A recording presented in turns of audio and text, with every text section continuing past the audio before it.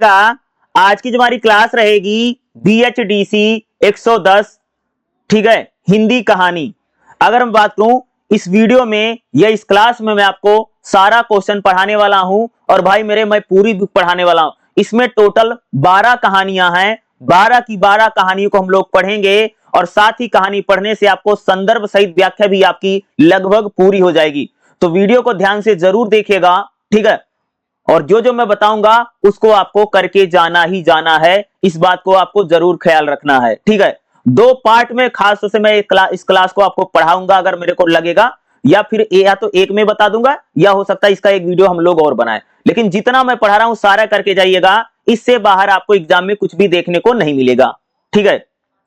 देखिएगा, पहला अगर मैं क्वेश्चन की बात करूं तो भाई मेरे देखिएगा, हिंदी कहानी के उद्भव और विकास को बताओ। भाई भारत में या हिंदी साहित्य में कहानियां लिखने की परंपरा कैसे शुरू हुई, यानी हिंदी कहानी लिखने की शुरुआत कैसे हुई, और हिंदी कहानी में प्रेमचंद से पहले कैसी कहानियां लिखी गई, प्रेमचंद के समय कैसे कहानियां लिखी गई, और प्रेमचंद के बाद कैसे कहानियां लिखी गई।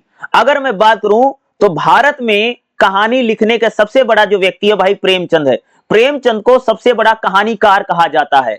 कहानीकार और कथाकार में कह सकते हैं हिंदी साहित्य में अगर कोई नाम है तो प्रेमचंद है। बाकी लोगों ने भी कहानियां लिखी हैं, ठीक है, लेकिन कह सकते हैं कि जैसे एक पिक्चर में हीरो होता है तो कह सकते हैं कहानियों के नायक हैं प्रेमचंद, ठीक है। बाकी उसमें जो लोग हैं उनके सपोर्टिंग यानी सहयोगी पात्र आप उनको कह सकते हैं, जितने कहानीकार हैं वो मन्नू भंडारी हो या जयशंकर प्रसाद जी हो या राकेश मोहन हो, इन सभी लोगों ने भी हिंदी साहित्य को अमूल्य योगदान हिंदी कहानी में दिया है, लेकिन उसमें प्रेमचंद एक बहुत बड़ा नाम है, कह सकते हो। तो हम बात करेंगे भाई मेरे हिंदी कहानी का उद्भव और विकास कैसे हुआ। देखो, हिंदी साहित्य में कहानी एक सशक्त विधा है। एक बात ऐसा नहीं कि भाई जब हिंदी कहानी लिखी गई उससे पहले से भारत में कहानियां नहीं थी। भारत में तो कहानियां पहले भी थी, दादी नानी की कहानी सुनाई जाती थी, घर परिवार में अगर आप लोगों ने देखा कि आप लोगों ने बहुत सारी कहानियां सुनाई जाती थी। ज्यादातर भारत में पहले कहानी लिखी नहीं जाती थी, मौखिक कहानियां होती थी। जैसे हमारे घर परिवार में दादा है, दादी है, माँ है, पापा, यानी ये जो बूढ़े बूढ़े बुजुर्ग होते थे ज्यादातर बच्चों को कहानियां सुनाते थे। लेकिन आधुनिक हिंदी में कहानी का विकास सामाजिक, राजनीतिक और सांस्कृतिक परिवर्तन के साथ हुआ। जैसे जैसे भारत में समाज बदला, जैसे जैसे भारत में राजनीति बदली, जैसे जैसे हमारा सांस्कृतिक परिवर्तन हुआ, वैसे वैसे हमारी कहानियां भी बदलती गई। समझ रहे हो? प्रारंभ में शुरुआत में जो हमारी कहानियां थी ज्यादातर धार्मिक कहानियां थी भाई मेरे।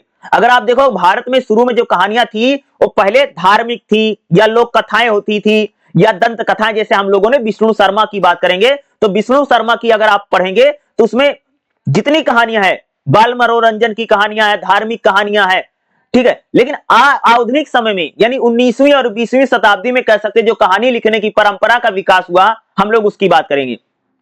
हिंदी कहानी का उद्भव कैसे हुआ? हिंदी कहानी का उद्भव 19वीं शताब्दी और 20वीं शताब्दी में हुआ। यानी हिंदी में कहानी लिखने की जो परंपरा है, जो शुरुआत है, कब हुई भाई ने? 19वीं और 20वीं शताब्दी में। भारतेंदु जो हैं उन्होंने कह सकते हैं कि हिंदी में गद्य लिखने की शुरुआत की, और खड़ी बोली हिंदी में कह सकते हो कि भारतेंदु युग से कह सकते खड़ी बोली हिंदी में गद्य लिखा गया। पत्र पत्रिका होता है ना भाई, जो पत्रिका नहीं, जैसे अखबार आते हैं, मैगजीन चलती है, इनमें कहानियों इनके माध्यम से भाई मेरे कह सकते भारत में कहानी लिखने की शुरुआत हुई। पहले अंग्रेजी और बंगला साहित्य पर प्रभाव पड़ा, यानी पहले जो कहानियां थी ज्यादातर अंग्रेजी में लिखी जाती थी या बंगला में कहानियां थी। शुरू में कह सकते हिंदी में कहानी लिखने की परंपरा नहीं थी, बंगला भाषा में या अंग्रेजी भाषा में ज्यादातर कहानियां लिखी जाती थी। हम लोग कह सकते कि 1900 में किशोरी लाल गोस्वामी की कहानी इंदुमती हिंदी साहित्य की पहली कहानी है। यानी भारत में जो पहली कहानी लिखी गई वो कौन सी थी? इंदुमती। इंदुमती जो है वो भारत में कह सकते भाई मेरे लिखी गई पहली कहानी है। जैसे अगर मैं बात करूं इंदुमती की कहानी है, या और भी बहुत सारी कहानियां भारत में लिखी गई, लेकिन इंदुमती कह सकते हो कि ये पहली कहानी थी। जैसे बैताल पच्चीसी कहानी है, इंदुमती की कहानी है, ठीक है। इस प्रकार की कहानियां लिखी गई। प्रेमचंद से पहले कौन कौन सी कहानी लिखी? भाई प्रेमचंद से पहले भारत में कौन कहानी लिखते थे? तो प्रेमचंद से पहले यानी 1900 से लेकर के 1915 तक अगर आप देखेंगे तो भारत में सुधारवादी कहानियां खूब लिखी गई।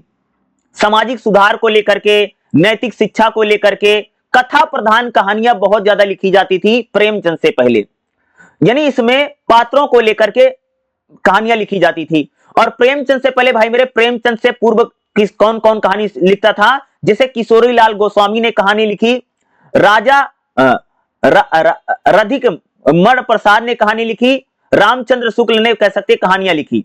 यानी प्रेमचंद से पहले भी भारत में कह सकते कहानी लिखने की परंपरा रही और शुरुआत रही, जिसमें हम इंदुमती की कहानी है, ठीक है, रानी हाड़ी की कहानी है, या कह सकते हो कि देवरानी जेठानी की कहानी है। सारी कहानी को नाम बता रहा हूं, देवरानी जेठानी की कहानी है। तो इससे प्रेमचंद से पहले इस प्रकार की कहानी लिखने की हमारे रीत रही। प्रेमचंद के समय कैसे भाई हिंदी कहानी कैसे रही?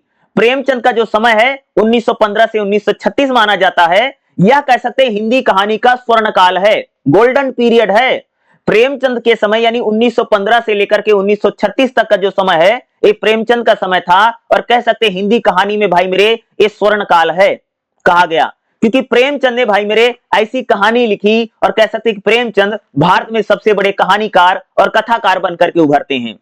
मुंशी प्रेमचंद की कहानियों में यथार्थवाद था, यानी बिल्कुल सामाजिक सच्चाई को लेकर के अगर किसी व्यक्ति ने कहानी लिखी वो प्रेमचंद थे, जिसमें किसानों को लेकर के, महिलाओं को लेकर के, गरीबों को लेकर के, भ्रष्टाचार को लेकर के, जो सामाजिक समस्याएं हैं, जातिवाद को लेकर के, जैसी कहानियां प्रेमचंद ने लिखी, यानी सामाजिक चेतना को लेकर के, सामाजिक बुराइयों को लेकर के कहानी किसने लिखी? प्रेमचंद ने। मानवीय संवेदना की कहानी भाई, दो बैलों की जोड़ी की कहानी को अगर आप पढ़ेंगे तो उसमें हीरा और मोती, कितना उनमें भावना है अगर आप दो बैलों की जोड़ी कहानी पढ़ेंगे, ठीक है। मानवीय संवेदना को लेकर के जब हम पूस की रात कहानी पढ़ते हैं तो उसमें आप देखोगे तो जो किसान है, हल्कू है, उसका कुत्ता जबरा उससे कितना प्रेम करता है। तो कह सकते हैं कि प्रेमचंद ने भाई मेरे बहुत ही ज्यादा मानवीय कहानियां लिखी।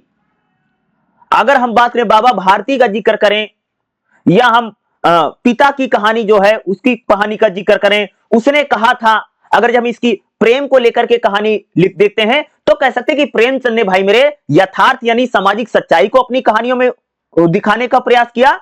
समाज को जगाने का भी प्रयास प्रेमचंद यहां पर हमें करते हुए दिखाई देते हैं कि भाई किसानों के ऊपर भाई किसानों का शोषण होता है, दमन होता है, ठीक है। इस प्रकार की कहानियां और मानवीय संवेदना, यानी हम दूसरों का दर्द और दुख समझे, इस प्रकार की कहानी कह सकते हैं कि प्रेमचंद ने लिखी, मानवीय संवेदना को जोड़ा। यानी प्रेमचंद के समय कह सकते हैं कि सामाजिक यथार्थ, समाज की वास्तविक सच्चाई को प्रेमचंद ने अपनी कहानियों के माध्यम से दिखाने का प्रयास किया। प्रेमचंद ने किसानों को लेकर के, मजदूरों को लेकर के, स्त्रियों को लेकर के, स्त्री प्रधान कहानियां भी प्रेमचंद की रही। दलितों के जीवन की क्या समस्याएं, इस प्रकार की कहानी भाई मेरे प्रेमचंद लिखी। प्रेमचंद ने अपनी कहानियों में सरल भाषा, बहुत ही प्रभावशाली भाषा, यानी प्रेमचंद की कहानियों में अगर आप देखें जो कैरेक्टर यानी पात्र विशेष कहानियां प्रेमचंद ने लिखी। जिसे प्रेमचंद ने कहानी लिखी भाई कफन में अगर कफन कहानी में देखो तो किस प्रकार से वो एक किसान जीवन की समस्या है। पूस की रात में अगर आप देखो तो उन्होंने किसानों का जिक्र किया है। ठाकुर का कुआं में कह सकते किस प्रकार से हमारे समाज में दलितों के साथ उनको पानी नहीं पीने दिया जाता था, छुआछूत और जातिवाद समाज में फैला हुआ है। ये ठाकुर का कुआं हमको कहानी बताती है।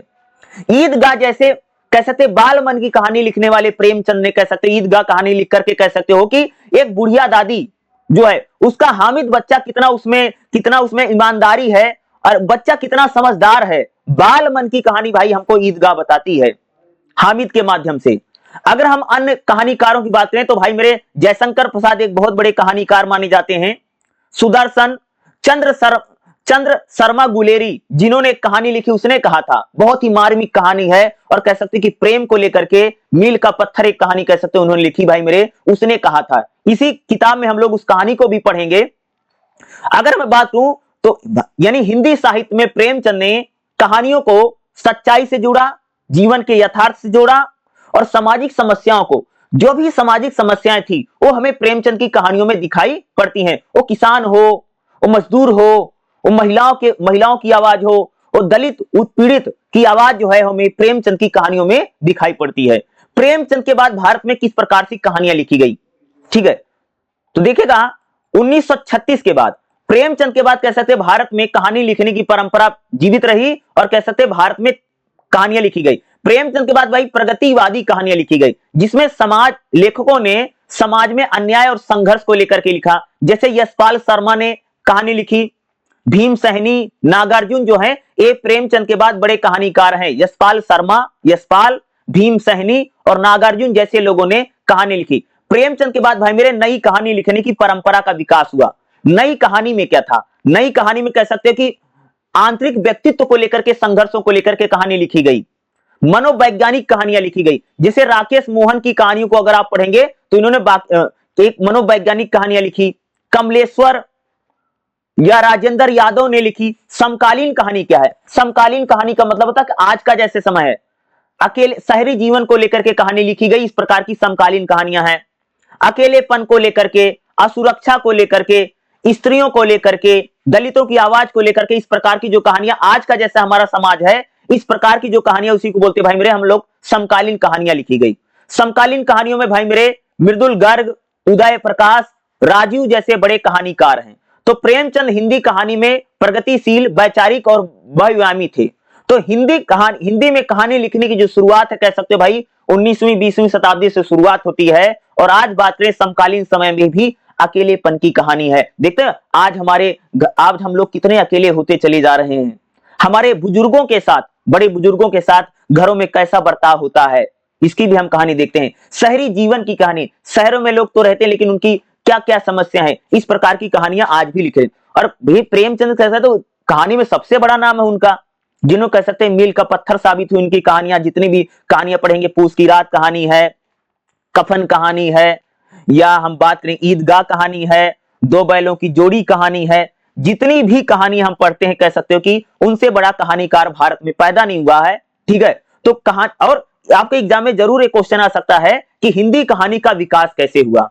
कहानी लिखने की परंपरा की जो शुरुआत है वो 19वीं और 20वीं शताब्दी में। उससे पहले भाई मेरे हमारे यहाँ पर दादी नानी का, उससे पहले कहानियां तो भारत में थी लेकिन लिखी नहीं जाती थी, वो मौखिक होती थी, लोग एक दूसरे को सुनाते रहते थे।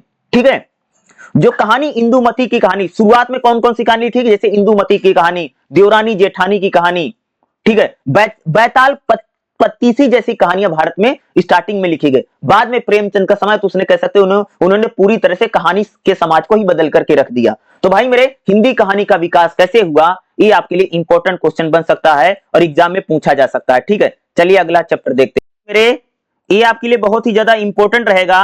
और ये अब जो मैं बताने जा रहा हूं सारी कहानियां मैं आपको पढ़ाने जा रहा हूं। तो देखिए भाई मेरे, जो पहली कहानी आपको एग्जाम में आएगी और सबसे ज्यादा आने की चांसेज है, उसने कहा था, एक कहानी है, किसने लिख रखी भाई मेरे कहानी? चंद्रधर शर्मा गुलेरी की कहानी है। तो भाई मेरे उसने कहा था, एक कहानी का नाम है, और कहानी किसने लिख रखी भाई मेरे? चंद्रधर शर्मा गुलेरी की कहानी है। और भाई मेरे इस कहानी को लेकर के मैं जरूर कह सकता हूं कि आपको एग्जाम में क्वेश्चन 100% देखने को मिलेगा ही मिलेगा। और हर साल मैंने भाई देखा इस कहानी से आपको एग्जाम में क्वेश्चन आता ही आता है। ठीक है, मोस्ट इंपॉर्टेंट कहानियों में से इस कहानी को आपको मैं पढ़ाने जा रहा हूं। तो चलिए इस कहानी को मैं आपको बताता हूं इसमें क्या इंपॉर्टेंट। देखिएगा, अगर मैं बात करूं भाई कहानी की बात करें, देखो उसने कहा था, जो कहानी है ना, कहानी की शुरुआत अमृतसर नगर के चौक के बाजार से होती है। यानी कहां की कहानी भाई मेरे? अमृतसर की कहानी है, पंजाब की कहानी है। उसने कहा था भैया पंजाब की कहानी है। पंजाब में जो अमृतसर शहर है उसके चौक के बाजार पर एक 8 वर्षीय सिख बालिका, क्या है, एक 8 साल की भैया सिख लड़की, जो पंजाबी लड़की जो है, और एक 12 साल के सिख बालक के बीच के वार्तालाप है। यानी कह सकते 8 साल की एक लड़की है और 12 साल का, यानी एक 8 साल का पंजाबी लड़की है और 12 साल का भाई मेरे पंजाबी लड़का है, दोनों आपस में बात कर रहे हैं। याद रखिएगा, अमृतसर में, कहानी समझोगे तो समझ में आएगा। अमृतसर की सड़कों पर या बाजार में कह सकते 8 साल की पंजाबी लड़की और 12 साल का पंजाबी लड़का यानी सिख लड़का बात कर रहे हैं। दोनों ही बालक बालिका अपने मामा के यहाँ है। लड़की भी भैया अपने मामा के यहाँ पर आई है और लड़का भी अपने मामा के यहाँ आया हुआ है। दोनों बालिका और बालक दोनों सामने खरीदने बाजार आए हुए थे। बालक मुस्कुरा करके बालिका से पूछता है, क्या तेरी कुमड़ाई हो गई है? यानी छोटा बच्चा है, यानी 12 साल का लड़का है ना, तो लड़का ना लड़की से पूछ रहा है क्या तेरी कुमड़ाई हो गई। यानी लड़का 8 साल की लड़की से पूछ रहा है क्या तेरी सगाई हो गई है, क्या तुम्हारी शादी हो गई। सगाई मतलब सगाई सबको पता भाई, क्या तुम्हारी सगाई हो गई, इसको पंजाबी में बोलते कुमड़ाई। यानी कुमड़ाई जो शब्द है पंजाबी भाषा का शब्द है जिसका मतलब होता सगाई। यानी 12 साल का एक लड़का, पंजाबी लड़का, लड़की से पूछता 8 साल की लड़की से क्या तेरी कुमड़ाई हो गई, यानी क्या तुम्हारी सगाई हो गई। मुस्कुरा करके पूछता है भाई, लड़की पसंद हुई इसलिए पूछ रहा होगा। इस पर लड़की ने आंख चढ़ा करके बोला धत कह करके दौड़ गई और लड़का मुंह देखता रह गया। यानी जब लड़के ने पूछा क्या तेरी सगाई हुई, तो भाई लड़की भाई मेरे गुस्से दत करके और वहां से भाग जाती है। ये दोनों बालक बालिका दूसरे तीसरे दिन कभी कभी एक दूसरे के सामने कभी कभी दुकान पर कहीं टकरा जाते थे और वही प्रश्न करता था। यानी लड़का भाई मेरे लड़के को जब भी लड़की मिलती है तो लड़का भाई मेरे बार बार यही पूछता है क्या तेरी कुमड़ाई हो गई, क्या तेरी कुमड़ाई हो गई। यानी वो बार बार यही पूछ रहा क्या तेरी सगाई हो गई है। मुझे लगता है शादी करना चाहता था ना, या उसको पसंद कर रहा होगा लड़का। 12 साल का जो बच्चा है वो लड़की से बार बार यही क्वेश्चन पूछता, पंजाबी लड़की से, क्या तेरी सगाई हो गई है, क्या तेरी सगाई हो गई है। एक दिन ऐसा हुआ कि बालक ने वही प्रश्न पूछा और लड़की ने इसका उत्तर लड़के की संभावना के विरुद्ध दिया। यानी लड़के को लगता था भाई इसकी शादी, लड़का बार बार पूछता था क्या तेरी सगाई हो गई, क्या तेरी सगाई हो गई। और एक दिन लड़के ने पूछा भाई मेरे क्या तेरी सगाई हो गई, और लड़की ने भाई मेरे उत्तर दिया जो लड़के की मन के मुताबिक नहीं था। उसने बोली हाँ हो गई है। भाई लड़की ने जब बोला कि हाँ मेरी सगाई हो गई है, तो इस उत्तर को सुन करके लड़का चौंक पड़ा और अब पूछता है कब। इसके प्रत्युत्तर में लड़की कहती है कल, देखते नहीं यह रेशम का कड़ा हुआ है सालू। यानी कैसे लड़की कहती है, जब लड़का पूछता लड़की से क्या तेरी सगाई हो गई है, तो कहती हाँ, बोलता कब हुई, बोलती कल हुई। ये नहीं देख रहा मेरे हाथ में रेशम का कड़ा पड़ा हुआ है। यानी लड़के को लगता था कि भाई मेरे इसकी सगाई, यानी सुन करके लड़का चौंक जाता है और लड़का पूछता कि तुम्हारी सगाई कब हुई है। वो बोलती है कल ही मेरी सगाई हो गई है, देखो ये मेरे हाथ में कड़ा है। और यह कह करके लड़की भाग जाती। भैया लड़की भाग गई बता करके भाई सगाई हो गई कल ही, परंतु लड़के के मानो ऊपर वज्रपात, लड़के के ऊपर समझ लो भैया पत्थर पड़ गए। यानी लड़का कह सकते हैं लड़की से प्यार करता था और लड़के के मन के ऊपर मानो भैया पत्थर पड़ गया है। वह किसी नाली में धकेलता है और किसी छबड़ी गिरा देता है, किसी कुत्ते। यानी लड़का एक प्रकार से बावला हो गया है। यानी लड़का जब सुनता है कि भाई लड़की की सगाई हो गई है, तो लड़के को समझ लो पत्थर पर, यानी दिल पर पत्थर पड़ गया। लड़का कभी नाली में पत्थर मार रहा है, कभी कुत्ते को पत्थर मार रहा है, कभी सब्जी वाले का ठेला उलट दे रहा है, कभी सामने आती हुई लोगों को गाली बक रहा है। यानी कहानी का पहला यानी ढंग हमको नाटकीय ढंग बताता है। यानी बालक जो है वो एक प्रकार से बावला सा हो गया। और इस लड़के का नाम क्या है याद रखना, ये जो लड़का बार बार पूछता था क्या तेरी सगाई हो गई है, उस लड़के का नाम है भाई मेरे, उसका नाम था लहना सिंह। नाम याद रखिएगा। जो लड़का लड़की से बार बार पूछता था क्या तेरी सगाई हो गई है, हो सकता उस लड़का जो है लड़की से प्यार करता था। बाद में एक दिन लड़की ने बताया हाँ मेरी सगाई हो गई है। इससे लड़के को दिल पर भाई बहुत ज्यादा ठेस पहुंचती है। लड़का बावला सा हो जाता है और इधर उधर घूमता रहता है। और इस लड़के का नाम था लहना सिंह।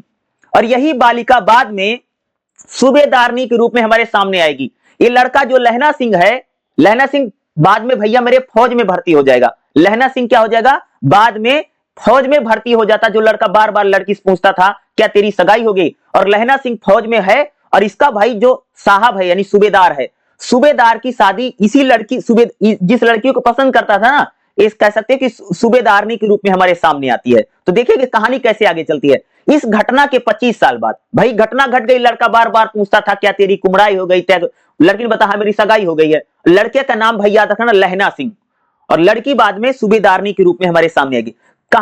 इस घटना के 25 साल के बाद कहानी का दूसरा पार्ट आता है। अब कहानी दूसरे ढंग से घूमेगी। लहना सिंह जो है वो युवा हो गया, बड़ा हो गया है। वह जर्मनी की लड़ाई में लड़ने के लिए सैनिक में भर्ती हो गया। यानी जो लहना सिंह था, लहना सिंह वही है जो बार बार पूछता कि क्या तेरी सगाई हो गई है, क्या तेरी सगाई हो गई है। अब वो लड़का भैया बड़ा हो गया है और जर्मनी की लड़ाई की सेना में भर्ती हो गया है। अब वह नंबर 1 राइफल का में जमादार है। यानी लड़का क्या है, लहना सिंह क्या होता है, अब वह राइफल 1 में क्या हो जाता है, जमादार है। एक बार वह 7 दिन की छुट्टी लेकर के अपनी जमीन के किसी मुकदमे की पैरवी करने के लिए घर आया था। यानी लहना सिंह जो था वह भाई मेरे यानी कह सकते आर्मी में नौकरी करता है और एक हफ्ते की छुट्टी लेकर के अपने घर आया हुआ था। वही उसे अपने रेजिमेंट अफसर की चिट्ठी मिलती है। यानी अपने घर पर लहना सिंह आया है तो उसके भाई अफसर की चिट्ठी आती है और फौज में तुरंत बुलाया गया है। भाई लहना सिंह घर आया था एक हफ्ते के लिए, लेकिन भाई मेरे फौज से चिट्ठी आ गई कि भाई तुरंत तुमको लाम पर जाना है। यानी युद्ध छिड़ गया है, लाम मतलब युद्ध पर जाना है। लहना सिंह के पास भैया फौज वालों ने चिट्ठी भेज दिया कि भैया युद्ध छिड़ गया, तुमको तुरंत आना है। इसी के साथ सेना के सूबेदार हजारा सिंह की भी चिट्ठी मिलती है, यानी सेना में एक सूबेदार है जिनका नाम हजारा सिंह है, उनकी चिट्ठी उनको मिलती है। उसे उनके बेटे बोध सिंह दोनों को लाम पर जाना है, यानी जो लहना सिंह जहां जिस फौज में है वहीं पर एक भैया सूबेदार हैं। सूबेदार का नाम क्या है? सूबेदार हजारा सिंह है और उनका बेटा बोध सिंह है। दोनों लाम पर जाते हैं। सूबेदार के गांव रास्ते में पड़ता था, यानी सूबेदार का जो गांव था, सेना का जो सूबेदार था उसका गांव रास्ते में पड़ता था और वह लहना सिंह को चाहता बहुत था, यानी सूबेदार जो भाई मेरे लहना सिंह को बहुत पसंद करता था। लहना सिंह सूबेदार के घर जाता है। एक दिन भाई मेरे लहना सिंह जो है अपने सूबेदार के घर जाता है। जब तीनों चलने लगते हैं तभी अचानक सूबेदार लहना से कहता है कि उसकी पत्नी सूबेदारनी उसे जानती है। लहना सिंह को सूबेदार बताता है कि मेरी जो पत्नी है वो तुमको जानती है, ठीक है, और उसे बुला रही है, यानी सूबेदार जो है वो लहना सिंह से कहता है कि भाई मेरी जो पत्नी है, मेरी जो घरवाली है वो तुमको जानती है, वो तुमको बुला रही है। लहना सिंह आश्चर्यचकित होता है, भाई मुझे कैसे जानती, मुझे क्यों बुला रही है।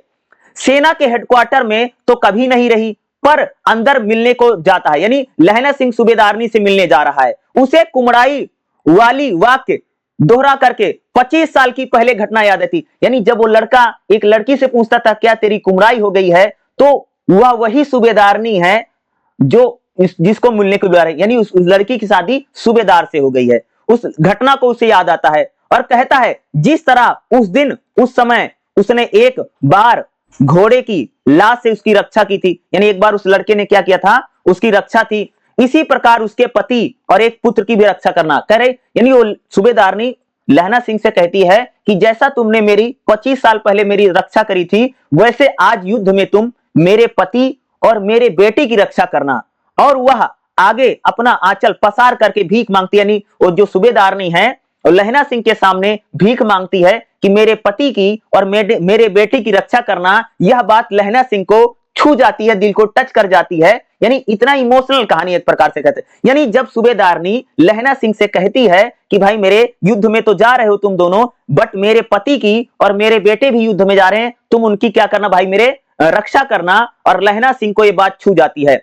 युद्ध भूमि में सूबेदार हजारा सिंह और सूबेदारनी का बेटा बोध सिंह अपने प्राणों की चिंता ना करके जान बचाई, यानी लहना सिंह ने कह सकते हो भाई मेरे कि सूबेदार और सूबेदार का जो बेटा था दोनों की जान बचाई।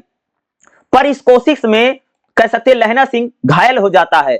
उसे अपने सर में घाव के बिना ही किसी से कह करके पट्टी बांध ली। इस अवस्था में जर्मन सैनिक उसको मुकाबला करते हैं। शत्रु पक्ष की पराजय के बाद उसने सूबेदारनी के पति हजारा सिंह और उसके लड़के बोध सिंह को गाड़ी में सकुशल बैठा करके चलते हुए कहता कि सूबेदारनी से कहना कि हुजूरों को चिट्ठी में लिखना, तो मेरा माथा टेका देना, लिख देना, घर जाओ तो कह देना मुझसे उसने कहा था। ये कहानी यही है कि भाई मेरे सूबेदारनी ने जो लहना सिंह से बोला था कि भाई मेरे पति और मेरे बेटी की रक्षा करना, तो भाई हजारा यानी कह सकते लहना सिंह जो है वो सूबेदारनी के पति और बेटी की रक्षा करता है और उन दोनों को कहता है कि जाओ उससे कह देना कि हाँ मैंने तुम्हारे बेटे और तुम्हारे पति की मैंने रक्षा की है। तो इसलिए इस कहानी का नाम भी पड़ा है उसने कहा था। सूबेदार पूछता ही रह गया कि उसने क्या कहा था। इतने में गाड़ी सूबेदार बार बार पूछता भाई उसने क्या कहा था, तो बोलता गाड़ी चल देती है। बाद में उसने वजीरा से पानी मांगा और कमरबंद खोलने को कहा, लेकिन क्योंकि खून से तर था, यानी सूबेदार यानी लहना सिंह को भाई खून हो गया था लड़ते हुए।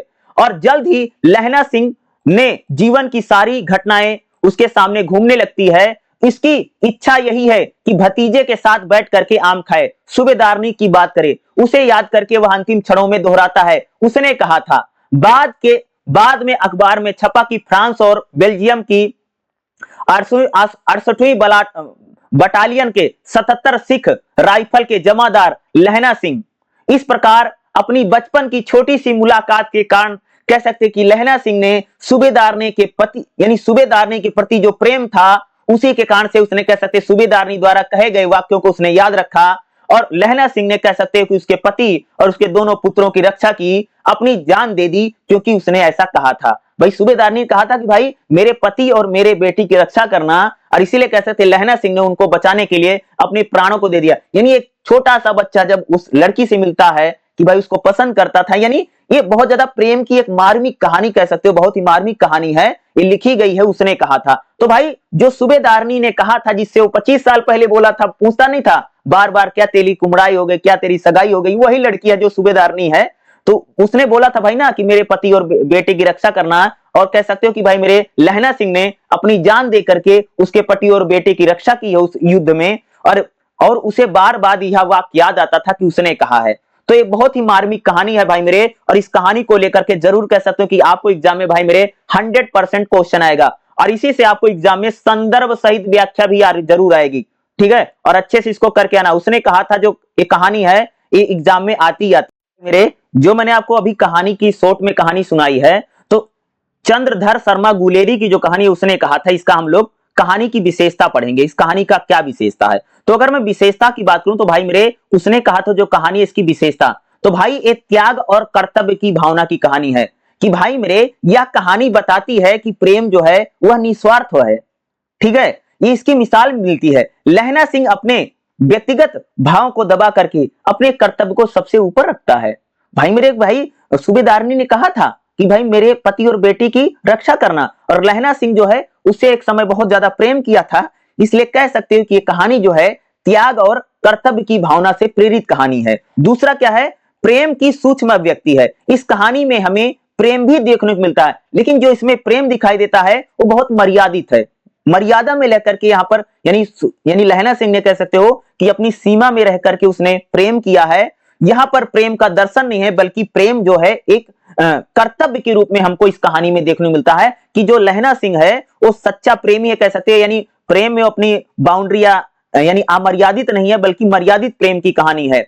दूसरा सशक्त कथा है, ये कहानी जो है अतीत को, यानी दोनों, ये कहानी में अगर आप देखोगे तो अतीत भी दिखाई देता है, जब वो बचपन में उस लड़की से पूछता था क्या तेरी सगाई हो गई है, क्या तेरी सगाई हो गई है, और बाद में एक कहानी जिस प्रकार से रोचक कहानी हमको दिखाई देती है, इस कहानी में, इस कहानी की जो कथा है बहुत ही सार्थक है।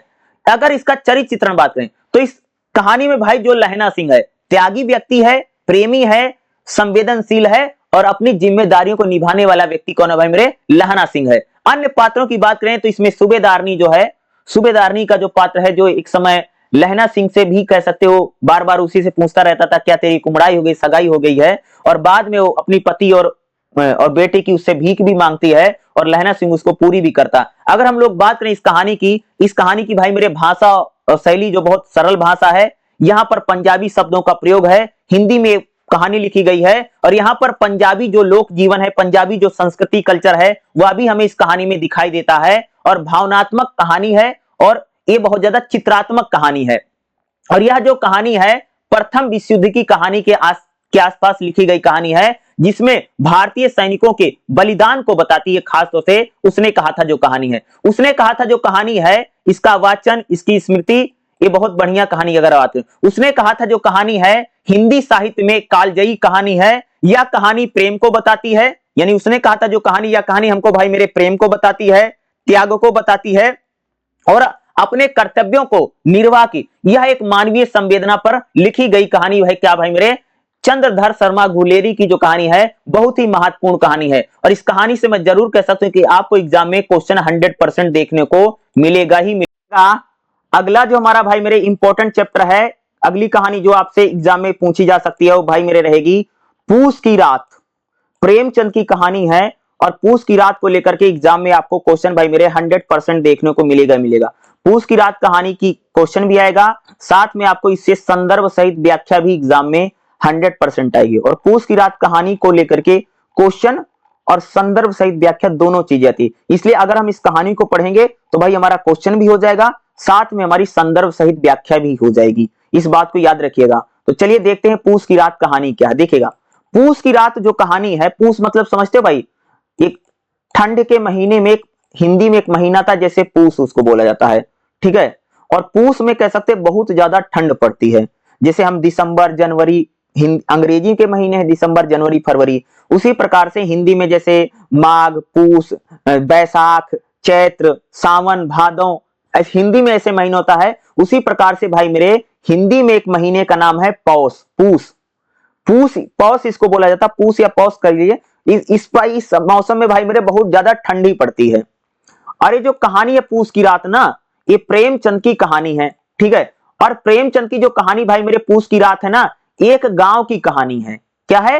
एक गांव की कहानी है और एक किसान की कहानी है। गांव का एक किसान है। यह कहानी जो है, यह एक किसान है जिसका नाम भैया हल्कू, हल्कू नाम का एक किसान है, ठीक है, जो कह सकते कि साहूकार, हल्कू जो किसान है भाई मेरे, वो साहूकार और महाजन, महाजन समझते हो, साहूकार महाजन जो किसानों को कह सकते कर्ज देते हैं खेती उती करने के लिए। हल्कू जो है एक गरीब किसान है। इसी के ऊपर पूरी कहानी, हल्कू किसान के ऊपर। या साहूकार और महाजन से भाई मेरे पैसे लेकर के खेती करता है।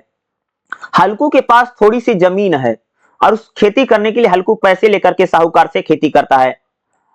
हल्कू के पास पैसा बहुत कम है। हल्कू भाई मेरे जी तोड़ मेहनत करता है। जी तोड़ मेहनत करने के बाद भी उसको कर्जा लेना पड़ता है और हल्कू के ऊपर भाई मेरे कर्जा बहुत ज्यादा हो गया है। एक या कर्ज वो ऋण लेकर के खेती करता है, ठीक है। और हल्कू ने कह सकते हो कि हल्कू भाई मेरे, हल्कू ने यार मजदूरी करके, हल्कू ने मजदूरी करके 3 रुपए इकट्ठा किए हैं। क्या भाई मेरे? हल्कू जो है उसने मजदूरी करके 3 पैसे या 3 रुपए समझ लें, हल्कू ने मजदूरी करके 3 रुपए इकट्ठा कर रखे। 3 रुपए किस लिए इकट्ठा कर रखे हैं? ताकि हल्कू कंबल खरीद करके लाएगा। क्या भाई मेरे? हल्कू ने 3 रुपए इकट्ठा किए थे कि हल्कू भाई मेरे 3 रुपए का कंबल खरीद करके लाएगा। लेकिन हल्कू के घर एक दिन महाजन आता है। हल्कू जिससे कर्ज लेकर के खेती कर रहा है, एक दिन हल्कू के घर पर महाजन आता है जिसका नाम है सहना।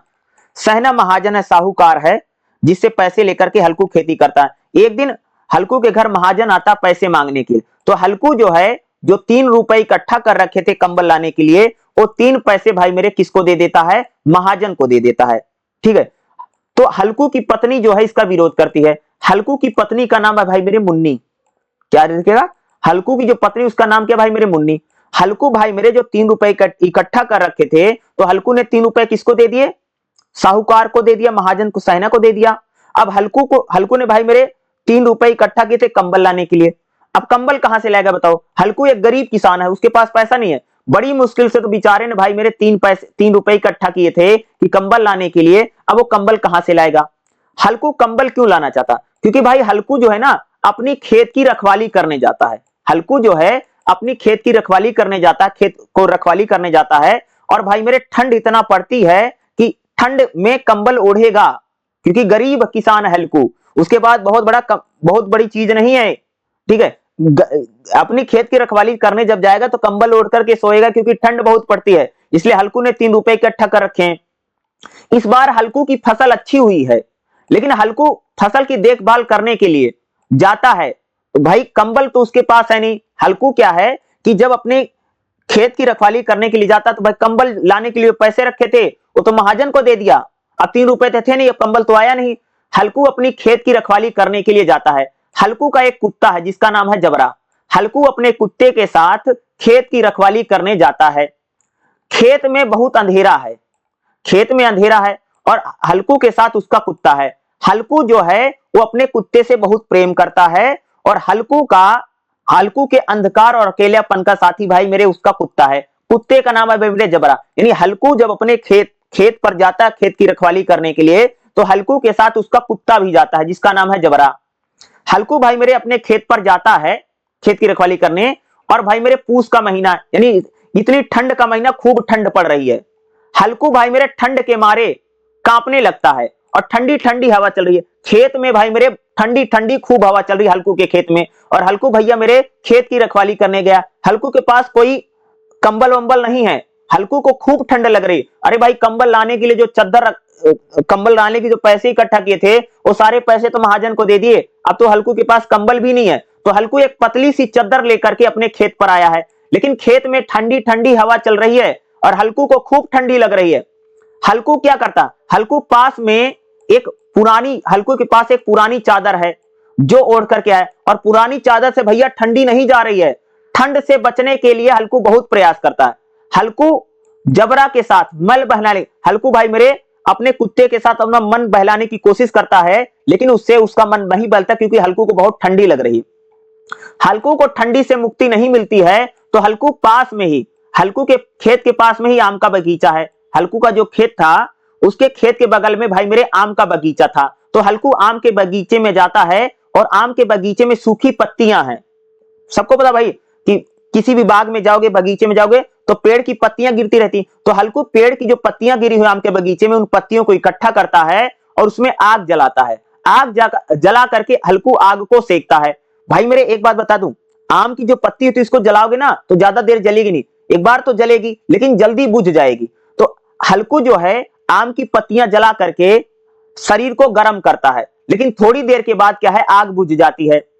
और जब हल्कू आग जलाता है, थोड़ा सा आग जलती है, शरीर को सेकता है, तो हल्कू के शरीर में गर्माहट सी आती है और हल्कू भाई मेरे गर्म होने के बाद चद्दर ओढ़ करके लेट जाता है।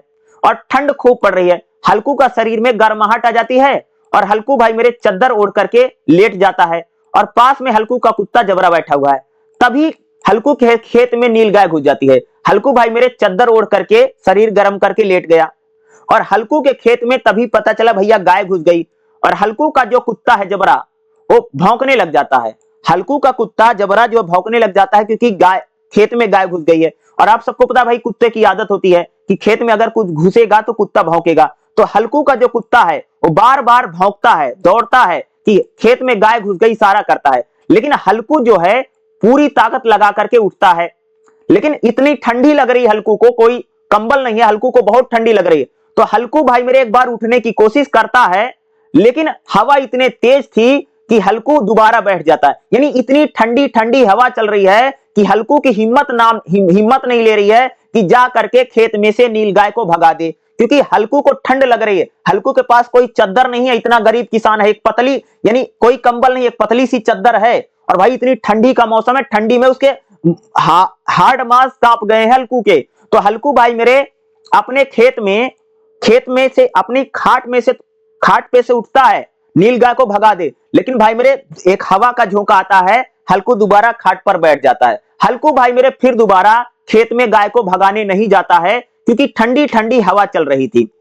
हल्कू हिम्मत हार जाता है और सोचता है कि चलो कोई बात नहीं है, खेत यानी जो नील गाय है वो सारे खेत को चर जाएगी, अब तो मुझे आकर के यहाँ सोना नहीं पड़ेगा। क्योंकि हल्कू को यहाँ करके जब सोता है तो उसको बहुत ठंडी लगती। यानी हल्कू जो है वो एक प्रकार से अपनी हार को मान लेता है, गरीबी के सामने हार गया है, या कह सकते कि हल्कू वहीं जमीन पर लेट करके सो जाता है। अब कौन चिंता करे भाई, इतनी ठंडी पड़ रही, अब गाय कैसे भगाऊं बताओ। हल्कू सो जाता है। सुबह होती है, सुबह हल्कू की पत्नी मुन्नी आकर के कहती है कि सारा जो खेत है नील गाय चर गई है, अब फसल खराब हो गई है, अब तुमको जो ऋण के पैसे हैं वो मजदूरी करके देना पड़ेगा। दोनों सारा खेत रौंद दिया है नील गाय ने। मुन्नी कहती है अब मजदूरी करके सारा ब्याज भरना पड़ेगा।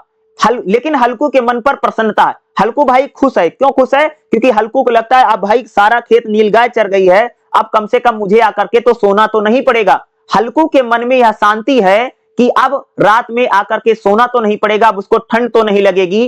यानी हल्कू जो है एक प्रकार से मन ही मन प्रसन्न होता है कि चलो जान छूटी, अब आकर के यहाँ तो सोना नहीं पड़ेगा। क्योंकि हल्कू भाई मेरे बहुत ही गरीब किसान है और यह कहानी किसानों को लेकर के लिखी गई कहानी कि किसान को कितनी बड़ी समस्या है। किसान गरीब है, साहूकार उसको ब्याज के पैसे में जाल में फंसाए रखते हैं और किसान की हालत इतनी है कि वो चद्दर और कंबल भी नहीं खरीद पा रहा कि अपने खेत की रखवाली कर सके। ये किसानों की गरीबी को कहानी को बताती है। और किसानों की असलियत सच्चाई को कहानी कौन बताती भाई मेरे? ये पूस की रात कहानी बताती है। यह कहानी हमको बताती है कि किसानों की किस प्रकार की समस्याएं। यहीं पर भाई मेरे कहानी समाप्त हो जाती है। हल्कू इस कहानी में कहता है कि मजा यानी दूसरे लोग मजा मारे और हम मजदूरी करें। हल्कू जो है को लगता है कि भाई मेरे जो साहूकार है, जो महाजन है, वो बहुत मजे कर रहे हैं और जो गरीब आदमी है वो हाड़ तोड़ जी ताड़ मेहनत करता है, उसको कुछ नहीं मिलता। तो पूस की रात जो कहानी है ये कह सकते हो कि एक गरीब किसान की कहानी है जो ब्याज लेकर के खेती करता है, लेकिन खेती से उसको कुछ नहीं मिलता है और उसके पास बेचारे के पास इतने भी पैसे नहीं कि वो कंबल खरीद सके।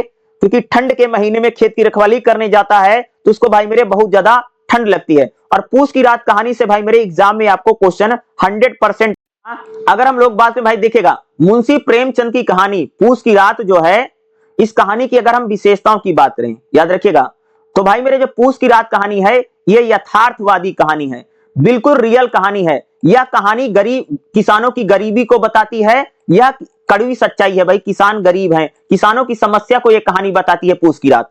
प्रेमचंद किसी आदर्शवादी कहानी को नहीं, बल्कि किसानों की सच्चाई को इस कहानी में दिखाया है।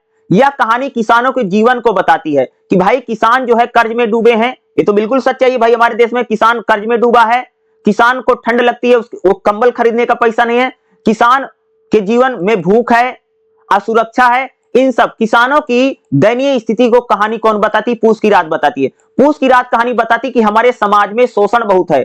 यह कहानी बताती कि जो जमींदार हैं, जो साहूकार हैं, वो लोग किसानों का शोषण करते हैं, किसानों का दमन करते हैं। इस कहानी की बात करें, इस कहानी में भाई हल्कू है। हल्कू एक पात्र है जो बहुत विवश है अपनी गरीबी को लेकर के। हल्कू ईमानदार है, हल्कू परिश्रमी है, हल्कू पशु प्रेमी भी है, जब अपने कुत्ते जबरे से बहुत प्रेम करता है। इस कहानी में दूसरा जो पात्र है मुन्नी, मुन्नी हल्कू की पत्नी है, जो बहुत व्यवहारिक है और बहुत ही संवेदनशील महिला है। हल्कू का इस पात्र में कुत्ता, जो जबरा कुत्ता है, वो हल्कू का अकेलेपन में साथी है और अपने मालिक को बहुत मानता है। अगर इस कहानी की बात करें तो ये कहानी भाई मेरे पूस की रात यानी कड़ाके की ठंड में कहानी को बताती है, जो अंधकार और सन्नाटे को बताता है। किसानों के दर्द और पीड़ा को ये पूस की रात कहानी बताती है। पूस की रात कहानी की भाई मेरे जो भाषा सरल व सरस है, एक गांव की कहानी, ग्रामीण अंचल की कहानी है। यह एक वर्णनात्मक कहानी है जिसमें वर्णन किया गया है और इसमें प्रतीकों का भी प्रयोग है, जैसे नील गाय, ठंड, खेत। ये सभी किसानों के जीवन की कड़वी सच्चाई है। भाई किसानों को हमेशा नील गाय परेशान करती, खेत चर जाती है। किसानों को ठंड भी परेशान करती है कि भाई ठंडी के महीने में खेत की रखवाली करने में दिक्कत आती है। किसानों को खेत की हमेशा रखवाली करनी पड़ती है, जो ऐसे जानवर आकर के खेत को चर जाते हैं। तो इस प्रकार की यह कहानी हमको बताती है। तो पूस की रात कहानी भाई मेरे प्रेमचंद की एक सामाजिक कहानी है, जो एक गांव और गरीब किसान की व्यवस्था को बताती है। गरीब किसान किस प्रकार से गरीब है और किस प्रकार से उसकी त्रासदी है जीवन की, किसानों के शोषण दमन को कहानी अगर कोई बताती है तो भाई मेरे वो पूस की रात कहानी हमको बताती है। तो भाई मेरे पूस की रात जो कहानी, इससे आपको एग्जाम में संदर्भ सहित व्याख्या भी आएगी और इससे आपको एग्जाम में क्वेश्चन भी जरूर देखने को मिलेगा। तो जो जो मैं बता रहा हूं इसको आपको 100% करके जाना ही जाना है। अगली जो भाई मेरे हमारा चैप्टर रहेगा 6 जो रहेगा, इसमें इंपॉर्टेंट कहानी क्या है? आकाशदीप कहानी भाई मेरे जयशंकर प्रसाद की कहानी है। और आकाशदीप कहानी को लेकर के जो है आपको एग्जाम में क्वेश्चन भी आएगा और इसकी संदर्भ सहित व्याख्या भी आएगी। और भाई मेरे बहुत ही ज्यादा मोस्ट इंपोर्टेंट कहानी है भाई मेरे आकाशदीप। किसकी कहानी है? जयशंकर प्रसाद जी की कहानी है। तो चलिए इस कहानी को मैं बताता हूं, इसमें क्या क्या इंपॉर्टेंट है और क्या आ सकता है। जो आकाशदीप कहानी है, ये खास तौर से दो लोगों की कहानी है। एक का नाम है तो भाई मेरे बुद्धगुप्त। क्या है? बुद्धगुप्त। दूसरा ये जो कहानी है, एक लड़की जिसका नाम है चंपा। क्या है? चंपा और बुद्धगुप्त की कहानी है। और चंपा और बुद्धगुप्त क्या है? आपस में प्रेम करते हैं। क्या है? बुद्धगुप्त और चंपा बाद में आपस में क्या करने लग जाते हैं भाई मेरे? प्रेम करने लग जाते हैं। लेकिन चंपा को लगता है, याद रखिएगा, चंपा और बुद्धगुप्त के ऊपर एक पूरी कहानी आकाशदीप। चंपा नाम की जो लड़की है, चंपा को लगता है कि जो बुद्धगुप्त है उसने ही मेरे पिता की हत्या की है। जो चंपा का प्रेमी है वही, चंपा को लगता है वही उसके पिता का हत्यारा है। इसलिए चंपा जो है बुद्धगुप्त को उससे शादी नहीं करती, उसको एक्सेप्ट नहीं करती है और बुद्ध चंपा अकेली रह जाती है।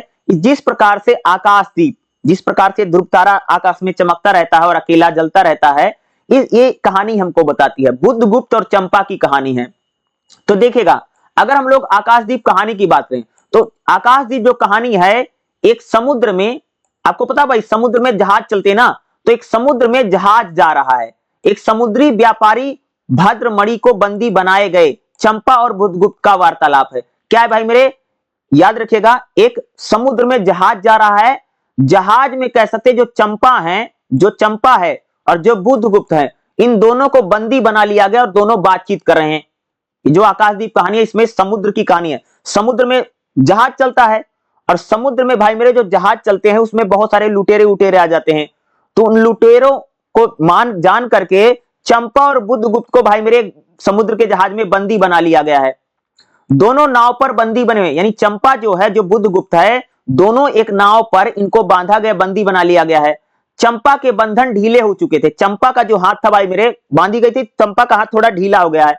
चंपा मौका पाते ही चुपचाप लेटी हुई है, पास ही बंधे हुए और थकावट और नींद में बंधे हुए बुद्धगुप्त से पूछती है क्या वह मुक्त होना चाहता है। चंपा का हाथ था भाई, चंपा और बुद्धगुप्त भाई मेरे एक नाव में बांधे हुए, समुद्र में नाव चली, नाव में बांधे हुए। चंपा का हाथ थोड़ा सा ढीला हो जाता है तो चंपा बुद्धगुप्त से पूछती है क्या तुम आजाद होना चाहते हो, मुक्त होना चाहते हो। वह यह सूचना देती है कि अभी आंधी आने वाली है, इसलिए बंधन से छुटकारा पाने का यह सबसे बड़ा अच्छा अवसर है। थोड़ी देर बाद आंधी आती है, जहाज हिलता डुलता है तो वह बुद्धगुप्त की रस्सी खोल देती है। चंपा क्या करती भाई मेरे, जैसे समुद्र में आंधी चलती है तो चंपा आंधी का सहारा पा करके चंपा क्या करती है, बुद्धगुप्त की रस्सी खोल देती है। और बुद्धगुप्त और चंपा भाई मेरे क्या है, समुद्र में इनको बांधा गया है। तो भाई मेरे जब चंपा बुद्धगुप्त की रस्सी खोल देती है तो रस्सी खुलते ही बुद्धगुप्त आजाद हो जाता है। और बुद्धगुप्त जब अंधेरे में चंपा का आलिंगन करता है तब उसे उसके नारी होने का भनक लगती। भाई बुद्धगुप्त को पता ही नहीं था कि चंपा लड़की है। बुद्धगुप्त का जब बंधन चंपा खोल देती है तो चंपा और बुद्धगुप्त दोनों में भैया गले लग जाते हैं, आपस में गले मिलते हैं। तब बुद्धगुप्त को पता चला कि भाई चंपा लड़की है। उससे पहले बुद्धगुप्त को पता ही नहीं था चंपा लड़की है, जो उसका हाथ खोल रही है वो लड़की या लड़का बुद्धगुप्त को पता नहीं था। लेकिन जब बुद्धगुप्त का रस्सी खोल देती है चंपा नाम की लड़की, तब बुद्धगुप्त को लगता है भैया कि ये चंपा जो है एक लड़की होने का भनक लगता है, उसको महसूस होता है जब गले मिलता है। वह सोच में पड़ जाता है, किंतु चंपा उल्टे उसे आश्वासन देती है। बुद्धगुप्त चंपा का नाम पूछता है, यानी बुद्धगुप्त थोड़ा संकोच में लगता है कि भाई उसने रस्सी खोली, जैसे गला मिला तो भाई वो तो लड़की है, थोड़ा सा अटपटा सा लगता है बुद्धगुप्त को, वह थोड़े उल्टे हाथ आता है। लेकिन चंपा उसका हाथ पकड़ लेती है। बुद्धगुप्त चंपा से उसका नाम पूछता है, भाई उसने अपना नाम बताया। आंधी तूफान, भाई समुद्र में आंधी तूफान के कारण जहाज में बंदी नाव हिचकोले खाने लगती है। अंधकार और तूफान का लाभ उठा करके चंपा खिसकते हुए एक नाविक के पास पहुंचती है और उसकी कृपाण से चुपके से निकाल लेती है। यानी चंपा नाव चल रही है, चंपा एक नाविक के पास जाती है और उसकी जो तलवार है निकाल लेती है। चंपा वह तलवार ला करके बुद्धगुप्त को देती है। बुद्धगुप्त जो है वह एक प्रकार से बुद्धगुप्त जिसके बंधन में पहले खुल चुके थे, बुद्धगुप्त रस्सी काट लेता है और इस तरह नाव पर वह दोनों बंदी हैं, वह नाव जहाज से मुक्त हो जाती है। यानी बुद्धगुप्त जो है वह एक प्रकार से जहाज में भाई मेरे सभी को मारता है और नाव को आजाद करा करके चंपा और बुद्धगुप्त भैया निकल जाते हैं। उस नाव पर भद्रमणि कुछ सिपाही के उसका नायक भी है। यानी नाव पर कौन है भाई मेरे, भद्रमणि है और उसके कुछ सिपाही का नायक है। नायक और बुद्धगुप्त के बीच युद्ध होता है। भैया बुद्धगुप्त और चंपा को जिसने बंदी बना रखा था उसके साथ बुद्धगुप्त की लड़ाई होती है। बुद्धगुप्त जो है उसको हरा देता है। बुद्धगुप्त चंपा को बताता है कि वह एक क्षत्रिय है और वह जलदस्यु है, यानी बुद्धगुप्त जो है वो क्या है, डाकू है। चंपा को बुद्धगुप्त बताता है कि मैं एक क्षत्रिय हूं और मैं एक डाकू हूं, जहाज में जो जहाज चलते हैं उसमें घुस करके मैं लोगों को मार करके सामान लूट लेता हूं, मैं एक डाकू है। कौन बताता, बुद्धगुप्त चंपा को बताता है। चंपा अपना परिचय देती है, चंपा भी भाई अपना बारे में बताती है। चंपा बताती कि उसके पिता जो हैं मणिभद्र हैं। चंपा का जो फादर था उसका नाम मणिभद्र था और चंपा के पिताजी जो थे भाई मेरे, पानी में जो जहाज समुद्र में चलता था उसमें सिपाही थे। तो चंपा बताती है कि मेरे पिताजी जो हैं उनका नाम भद्रमणि है, वो जो पानी में जहाज चलता उसमें सिपाही थे। जब उसकी माता का देहांत हो गया तो वह पिछले 8 साल से पिता के साथ यात्रा पर रहती थी। जिस समय बुद्धगुप्त अपने साथियों, बुद्धगुप्त जो भाई मेरे क्या करता था कि जहाज में हमला करके लोगों को मार करके लूटता था। और एक दिन भाई मेरे जो बुद्धगुप्त था वो चंपा के पिता की जहाज में घुसा, तब चंपा के पिता 7 जलदस्युओं को मार करके शहीद हो गए थे।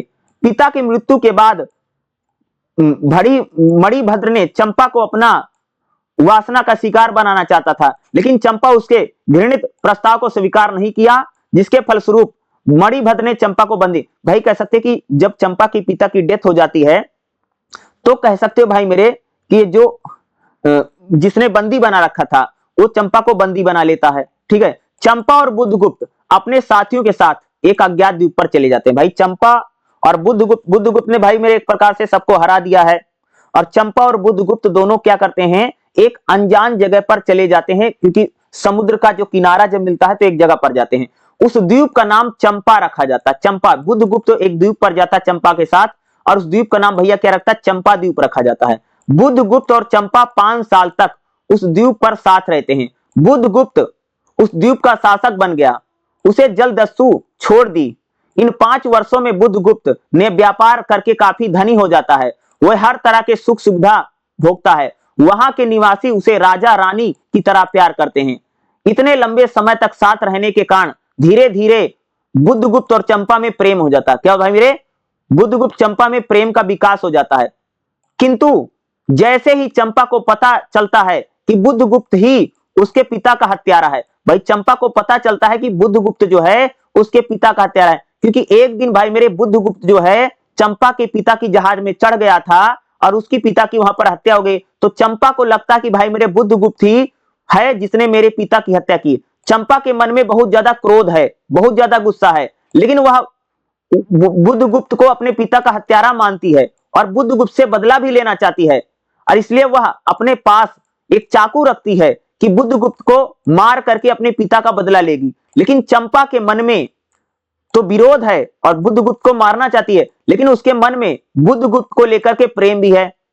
बुद्धगुप्त चंपा के परिणय स्वीकार कर लेता है। चंपा जो बुद्धगुप्त से प्रेम भी करती है, लेकिन उसको मारना भी चाहती है। और एक दिन चंपा भाई बुद्धगुप्त को मारने के लिए आती है, लेकिन जैसे मारने जाती है अपनी चाकू फेंक देती है। ठीक है, लेकिन उसके मन में यह द्वंद्व है, उसको मार नहीं पाती है। चंपा रोते हुए बुद्धगुप्त से कहती है कि मैं तुमसे घृणा करती हूं, क्योंकि इसलिए मैं तुम्हें मार नहीं सकती। अंधेरे में जलदस्यु तुम्हें प्यार करती हूं। चंपा भाई बुद्धगुप्त से, मैं तुमसे प्यार करती हूं इसलिए मैं तुमको मार नहीं पा रही हूं, तुम मेरे पिता के हत्यारे हो। चंपा को लगता है कि मेरे पिता का हत्यारा जो है वो बुद्धगुप्त है। बुद्धगुप्त को बताता कि मैंने तुम्हारे पिता की हत्या नहीं की है, गलती से उनकी मेरे से हत्या हो गई, लेकिन चंपा मानती नहीं है। बुद्धगुप्त इस सुंदर मिलन की घड़ी को याद करके पहाड़ी की ऊंचाई पर द्वीप स्तंभ बनाता है। चंपा बचपन की अपनी मां की यादों को दीप जलाकर के देखती है। यह आकाश दीप समुद्र में भटकते हुए पथिक हैं। चंपा की इच्छा यही है कि वह भी इसी तरह दीप की तरह जले, दीप स्तंभ बन जाए।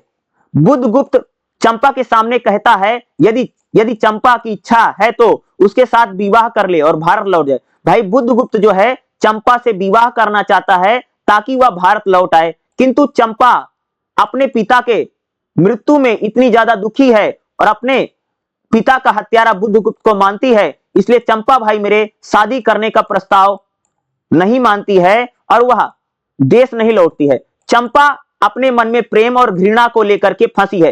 भाई चंपा को लगता है कि भाई जो मेरे पिता का हत्यारा है वही मेरा प्रेमी है, तो चंपा इस बात को डिसाइड ही नहीं कर पा रही कि शादी करे कि ना करे। चंपा के मन में बहुत ज्यादा द्वंद्व चल रहा है। भाई चंपा को लगता है कि मेरे पिता का हत्यारा मेरा प्रेमी है, ये मेरा प्रेमी भी है, मेरा हत्यारा भी है, मैं इससे शादी करूं या ना शादी करूं, यही बात चंपा बार बार सोच रही है।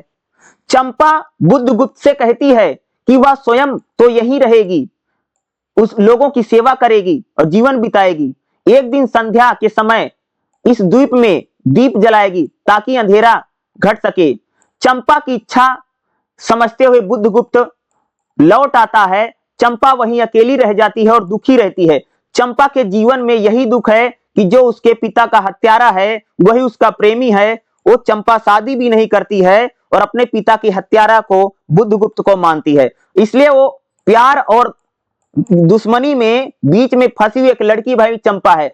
चंपा बुद्धगुप्त से शादी नहीं करती है, उसी जहां आकाश दीप था वहीं बैठी रहती है और जैसे एक दीप जलता है वैसे चंपा घुट घुट करके जी रही है। तो उसको जब पता चला कि भाई मेरा जो प्रेमी है वही मेरे पिता का हत्यारा है, तो उसे शादी नहीं करती है। बुद्धगुप्त भारत लौट आता है और चंपा वहीं द्वीप के समान जलती रहती है। यही भाई मेरे कहानी है आकाशदीप। आकाश होता आसमान, आप आसमान में जैसा तारा जलता टिमटिमाता रहता है, उसी प्रकार से भैया मेरे चंपा का जीवन जल रहा है। चंपा के जीवन में यही सबसे बड़ी त्रासदी है कि भैया जो प्रेमी है वही पिता का हत्यारा है। तो भाई प्रेमी से शादी वो कर नहीं सकती है और हत्या का बदला लेना चाहती है बुद्धगुप्त से, लेकिन प्रेमी है इसलिए उसको मार नहीं सकती है। तो चंपा इस द्वंद में फंसी हुई एक लड़की है, जो भैया पिता का हत्यारा है वही प्रेमी निकल गया है या प्रेमी हत्यारा निकल गया है। तो अब चंपा क्या करे? तो तारे की तरह जल रही है, आकाशदीप की तरह भैया चंपा जल रही है। यही कहानी है भाई मेरे आकाशदीप। और आकाशदीप कहानी को लेकर के एग्जाम में आपको 100% क्वेश्चन आता ही आता है। ठीक है, इसके कुछ और इंपॉर्टेंट देखिएगा। अगर हम लोग बात करें भाई जयशंकर प्रसाद की कहानी आकाशदीप जो है, इसके विशेषताओं के बारे में बात करेंगे। तो देखिएगा, जो आकाशदीप कहानी है ये त्याग और कर्तव्य की कहानी है। आकाशदीप कहानी में प्रेम की तो बातें बताएगी, लेकिन प्रेम के साथ कर्तव्य और राष्ट्र हित को भी बताया गया है। ये जो आकाशदीप कहानी आदर्शवादी कहानी है। इस कहानी में जयशंकर प्रसाद जी आदर्शवादी बातें करते हैं और पात्रों को ऊंचे नैतिक मूल्यों को बताते हैं। भाई जो आदर्श है या जो मूल्य है वो सबसे ज्यादा, यानी प्रेम से बड़ा क्या है? आदर्श है। प्रेम से बड़ा क्या है? नैतिकता है। ये कौन बताता है? जयशंकर प्रसाद इस कहानी में बताते हैं। यानी क्या है? आकाशदीप जो भाई मेरे एक आदर्शवादी कहानी है। दूसरा, नारी चरित्र का गरिमा का बात की गई है। देखो चंपा जो है वो बहुत ही ज्यादा सशक्त महिला है, आत्मसम्मानी है और कर्तव्यनिष्ठ महिला है। वह प्रेम में भी मर्यादा का पालन करती है। प्रेम तो करती है लेकिन अपनी मर्यादा में रह करके बुद्धगुप्त से प्रेम करती है। वो बुद्धगुप्त को नहीं मारती है क्योंकि उससे वो प्रेम करती है। तो एक नारी का चरित्र चित्रण कह सकते हैं हमें इस आकाशदीप कहानी में देखने मिलता है। प्रतीकात्मक कहानी है भाई मेरे आकाशदीप कहानी। अगर हम लोग आकाशदीप कहानी में देखो, आकाशदीप जो है वो कर्तव्य को बताता है, उम्मीद को बताता है। प्रकाश क्या है? मानव के जीवन में नैतिकता को बताता है। ठीक है, यह भावनात्मक कहानी है भाई। आकाशदीप की कहानी भावनात्मक कहानी है। जयशंकर प्रसाद की इसमें भाषा बड़ी कोमल है, काव्यात्मक भाषा का प्रयोग करते हैं। और दूसरा, वातावरण इसका बहुत श्रेष्ठ है आकाशदीप कहानी का। आकाशदीप कहानी में समुद्र है, अंधेरा है, प्रकाश है, एकांत जीवन है। आकाशदीप जो कहानी है बहुत सीमित कहानी है। इसमें कहानी तो बहुत सरल है लेकिन भावनात्मक गहराई इसमें बहुत ज्यादा है और इसमें प्रेम और द्वंद को लेकर के बड़ा संघर्ष है। भाई चंपा को तो यही लग रहा ना कि बुद्धगुप्त उससे प्रेम भी करती है, वही पिता का हत्यारा है। तो चंपा को लगता है भाई मेरे मैं बुद्धगुप्त से शादी करूं, उसे शादी नहीं भी करना चाहती है, उसको मारना भी नहीं चाहती है, उसी से प्रेम भी करती है। तो चंपा जो है वो प्रेम में त्याग और कर्तव्य की कहानी है। तो आकाशदीप कैसी कहानी भाई मेरे? एक जयशंकर प्रसाद की बहुत महत्वपूर्ण कहानी है। ये प्रेम, त्याग और कर्तव्य को बताने वाली कहानी भाई मेरे जयशंकर प्रसाद की आकाशदीप कहानी है। तो आकाशदीप कहानी से आपको एग्जाम में क्वेश्चन और संदर्भ सहित व्याख्या भी देखने को मिल सकती है। अगला जो हमारा चैप्टर रहेगा और भाई मेरे बहुत ही ज्यादा मोस्ट इंपोर्टेंट कहानी रहेगी, चैप्टर नंबर 7 में अगर आप देखेंगे तो हार की जीत जो है कहानी है। किसकी कहानी भाई मेरे? सुदर्शन की कहानी है। और मोस्ट इंपोर्टेंट कहानी, इससे आपको एग्जाम में संदर्भ सहित व्याख्या भी इससे आपको जरूर देखने को मिलेगी। साथ में आपको इस कहानी से क्वेश्चन भी जरूर आएगा, दोनों चीजें आएंगी। हार की जीत कहानी से संदर्भ सहित व्याख्या भी आती है और एग्जाम में भाई मेरे इससे क्वेश्चन भी जरूर देखने को गया। तो चलिए हम लोग देखते हैं कहानी हार की जीत, जो सुदर्शन की लिखी हुई कहानी मेरे। अगर मैं बात करूं जो कहानी है हार की जीत जो कहानी है सुदर्शन की, इसमें जो लेखक है उनका नाम सुदर्शन है और एक बहुत ही ज्यादा प्रसिद्ध कहानी है हार की जीत। यह कहानी जो है, कहानी की शुरुआत बाबा भारती नामक एक सज्जन से होती है। यानी इस कहानी में अगर आप देखोगे एक व्यक्ति है, सज्जन पुरुष हैं जिनका नाम है बाबा भारती। बाबा भारती वो साधु हैं जो गांव से दूर मंदिर में रहते हैं। तो भाई क्या है? बाबा भारती एक साधु है जो कि एक मंदिर में रहता है, गांव से दूर थोड़ा मंदिर है, वहीं पर बाबा भारती नाम के एक साधु मंदिर में रहते हैं। उन्हें किसी भी बात का लोभ नहीं है। यानी बाबा भारती ना तो लालची हैं, ना तो लोभी हैं, कुछ भी नहीं है। उनके पास सुल्तान नाम का एक घोड़ा है। बाबा भारती के पास सुल्तान नाम का एक घोड़ा है। उसके सिवा बाबा भारती के पास कोई संपत्ति जायदाद नहीं है। यानी बाबा भारती जो हैं उनके पास भाई मेरे सुल्तान नाम का एक बहुत बढ़िया बहुत अच्छा घोड़ा है। घोड़े को छोड़ करके बाबा भारती के पास कुछ नहीं है। बाबा भारती भैया मेरे अपने घोड़े से बहुत प्रेम करते हैं। बाबा भारती जो है घोड़े से बहुत प्रेम है उनको, बहुत ज्यादा भाई मेरे घोड़े से लगाव है। यह घोड़ा भी बाबा भारती के जीवन में उत्साह, उमंग और आनंद का कारण है। बाबा भारती अपने घोड़े से भाई मेरे बहुत खुश हैं, बहुत आनंदित रहते हैं, और बाबा भारती भाई मेरे कह सकते हैं कि अपने घोड़े से बहुत ज्यादा प्रेम करते हैं और बहुत ज्यादा लगाव भाई क्या है, बाबा भारती का अपने घोड़े से बना हुआ है। लेकिन बहुत जल्द ही उनके इस खुशहाल जीवन में एक दुर्जन की नजर लगती है। बाबा भारती अपने घोड़े को लेकर के बहुत खुश हैं, तो भाई मेरे एक दुर्जन व्यक्ति, यानी एक कह सकते हो कि एक डाकू की नजर जो है बाबा भारती के ऊपर पड़ जाती है। डाकू, उसका नाम डाकू खड़क सिंह है, यानी डाकू खड़क सिंह की जो नजर है बाबा भारती के घोड़े पर पड़ जाती है, ठीक है। और डाकू खड़क सिंह गलत यादों वाला व्यक्ति है, और बाबा भारती भाई मेरे अपने घोड़े से भाई मेरे बहुत ज्यादा प्रेम करते हैं। बाबा भारती जो हैं उसकी नजर, डाकू खड़क सिंह की नजर बाबा भारती के घोड़े पर पड़ी। डाकू खड़क सिंह जो भी किसी चीज पर पसंद आती थी उसको वह हासिल कर लेता था। तो भाई जो डाकू है खड़क सिंह है ना भाई, इसकी नजर जिस भी चीज पर पड़ती थी उसको चुरा लेता था या उसको हर हाल में हासिल करता था। कौन भाई मेरे, डाकू खड़क सिंह। तो डाकू खड़क सिंह की नजर भाई भैया मेरे बाबा भारती के घोड़े पर पड़ गई है। बाबा भारती अपने घोड़े से बहुत प्रेम करते हैं। इस बार उसने बाबा भारती के पास जाकर के सुंदर और बलवान घोड़ा, उसकी काफी तारीफ तो सुनी है, तो वह घोड़ा देखने के लिए अधीर हो जाता। तो भाई मेरे जो डाकू खड़क सिंह है वह बाबा भारती का घोड़ा देखना चाहता है, क्योंकि बाबा भारती के घोड़े की डाकू खड़क सिंह ने बहुत ज्यादा तारीफ सुनी है। एक दिन वह घोड़ा देखने बाबा के पास आता है। तो भाई मेरे जो डाकू खड़क सिंह है वह बाबा भारती के पास घोड़ा देखने के लिए आता है कि भाई घोड़े की बहुत ज्यादा तारीफ हो रही थी बाबा भारती के पास, भैया मेरे बहुत बढ़िया घोड़ा है। तो घोड़े की तारीफ सुन करके एक दिन भाई मेरे डाकू खड़क सिंह जो है बाबा भारती का घोड़ा देखने आया है। बाबा अन्य लोगों की तरह, बाबा को लगता भैया ये भी सामान्य आदमी है, उनको थोड़ी पता था डाकू आदमी है। तो बाबा भारती बाकी लोगों की तरह उसको अपना घोड़ा दिखाते हैं। घोड़ा देख करके खड़क सिंह बहुत ही ज्यादा व्यथित होता है। उसने बाबा का घोड़ा चुराने की धमकी दे डाली। बाबा भारती का घोड़ा देख करके डाकू खड़क सिंह बाबा भारती से कहता कि मैं तुम्हारा घोड़ा चुरा लूंगा। बाबा भारती को धमकी तक देता डाकू खड़क सिंह। बाबा भयभीत हो जाते, बाबा डर जाते हैं। बाबा भारती को जब डाकू खड़क सिंह कहता है कि मैं तुम्हारा घोड़ा चुरा लूंगा, तो बाबा भारती डर जाते, क्योंकि अपने घोड़े से बहुत प्रेम करते थे। बाबा भारती भैया रात रात भर के जग जग करके घोड़ी की रखवाली करने लगे। बाबा भारती को भैया डाकू खड़क सिंह ने धमकी दे दी कि तुम्हारा घोड़ा बाबा अब मैं चुरा लूंगा और तुम रोक नहीं पाओगे। बाबा भारती डर जाते, क्योंकि घोड़े से बहुत प्रेम करते थे, इसलिए बाबा भारती जो है रात रात भर जग करके घोड़ी की रखवाली करते थे। बहुत दिन बीत गए, घोड़ा चोरी नहीं हुआ। क्या हुआ, धमकी देने के बाद जो डाकू खड़क सिंह ने धमकी दी कि घोड़ा चुरा लूंगा, तो भाई मेरे घोड़ा बहुत दिन हो गया बीत गया, घोड़ा नहीं चुराया गया। तो बाबा को जो फिक्र थी थोड़ी कम हो गई। बाबा को लगता था कि भाई घोड़ा चुरा लिया जाएगा। तो कई दिन बीत गया, घोड़ा नहीं चुराया गया। तो बाबा भारती थोड़े निश्चिंत हो गए।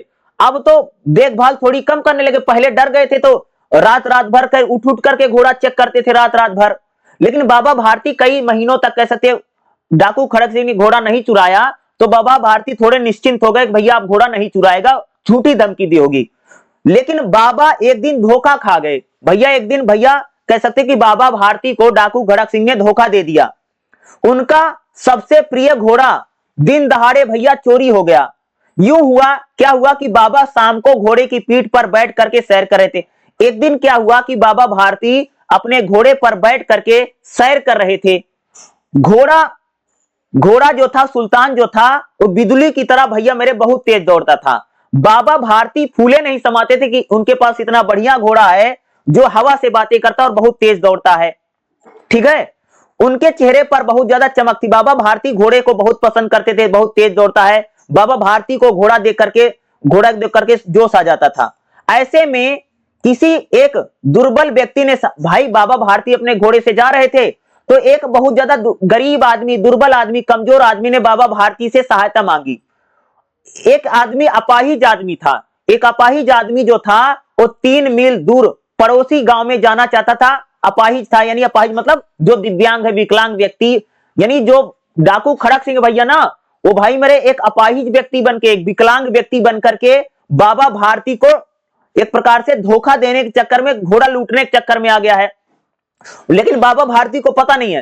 तो अपाहिज व्यक्ति एक बाबा भारती के पास आता है। जब बाबा भारती घोड़े से जा रहे थे, अपाहिज व्यक्ति को भैया दूर गांव में जाना था।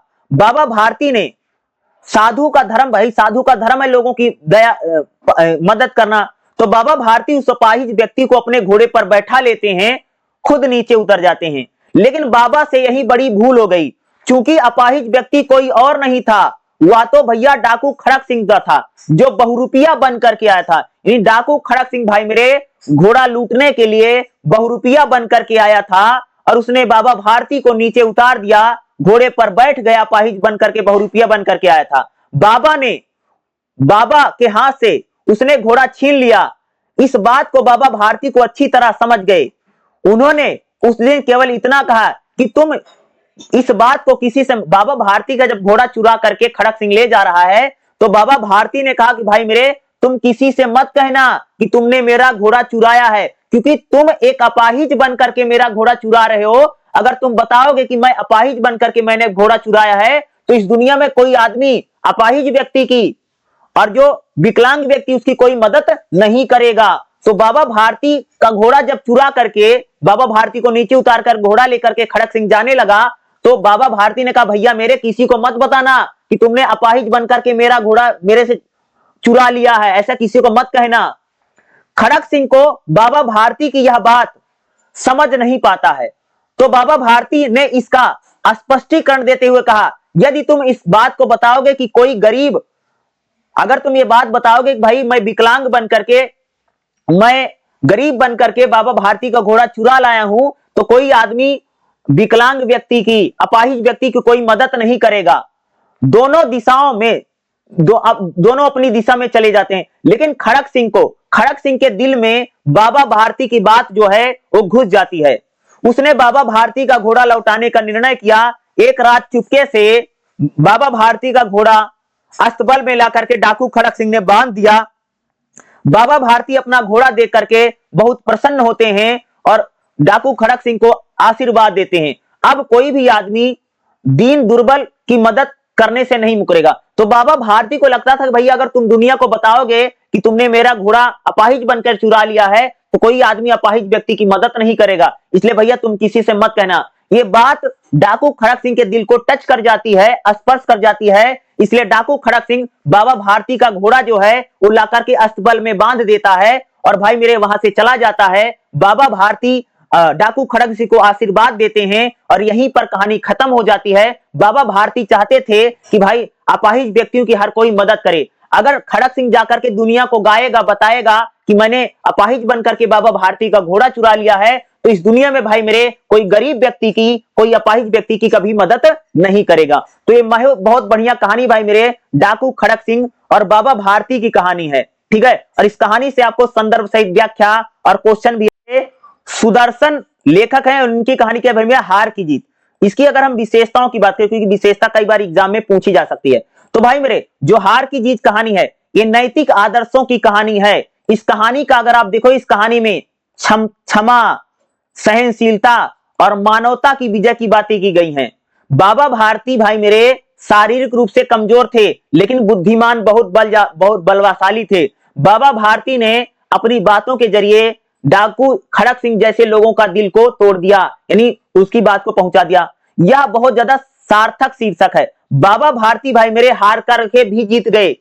भाई मेरे बाबा भारती को धोखा देकर के डाकू खड़क सिंह घोड़ा लेकर के गया, लेकिन बाद में उनकी बातों को सुन करके घोड़ा लौटा देता है, यानी बाबा भारती भाई मेरे हार करके भी जीत जाते हैं। इसलिए इस कहानी का नाम रखा गया हार की जीत।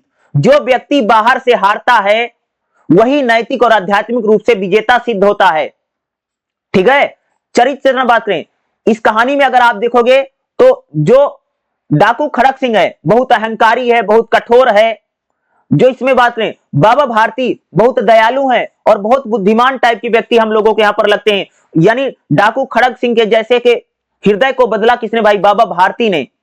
अगर इस कहानी की बात करें तो यह बहुत सरल और प्रभावशाली कहानी है। यह कहानी का अर्थ सीधा सरल और स्पष्ट है, गहरा प्रभाव है। इसमें घटनाएं कम है, लेकिन यह पढ़ने वालों को बहुत अच्छा संदेश देती है कि भाई मेरे, कि अगर किसी के साथ भला करोगे तो अंत में तुम्हारे साथ भी भला होगा। अगर इस कहानी की बात करें तो कहानी सरल भाषा में, प्रभावशील भाषा में, स्पष्ट भाषा में लिखी कहानी है। आदर्शवादी दृष्टिकोण है। सुदर्शन की जो कहानी है भाई मेरे, हार की जीत, इसमें आदर्शवाद बहुत ज्यादा है। इसमें नैतिक शिक्षा की बातें की गई है। सामाजिक कहानी है। हार की जो कहानी हमको संदेश देती है कि हमें कभी भी अहंकार नहीं करना चाहिए। अहंकार मनुष्य को गिराता है, जबकि विनम्रता और करुणा जो है मनुष्य को महान बना देती है। यह हमें कहानी हार की जीत हम लोगों को यही सामाजिक संदेश देती है। तो भाई हार की जीत जो कहानी बहुत इंपॉर्टेंट कहानी है। इससे आपको एग्जाम में क्वेश्चन भाई मेरे 100% आएगा और पूछा भी जरूर जाएगा। अगला जो हमारा चैप्टर रहेगा भाई मेरे, चैप्टर नंबर 8 रहेगा और मोस्ट इंपॉर्टेंट यह भी कहानी है, यह भी एग्जाम में बहुत बार पूछी गई है।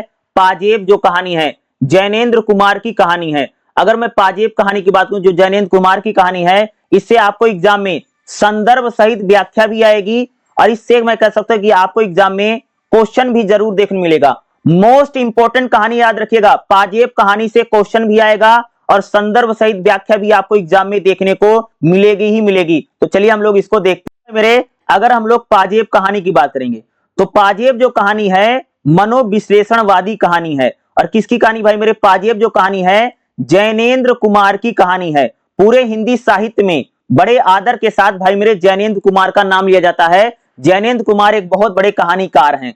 उनकी कहानियों में हम लोग मनोविज्ञान को देखते हैं। जैनेन्द्र की ही कहानी का पहला संग्रह 1929 में फांसी के नाम से प्रकाशित हुआ।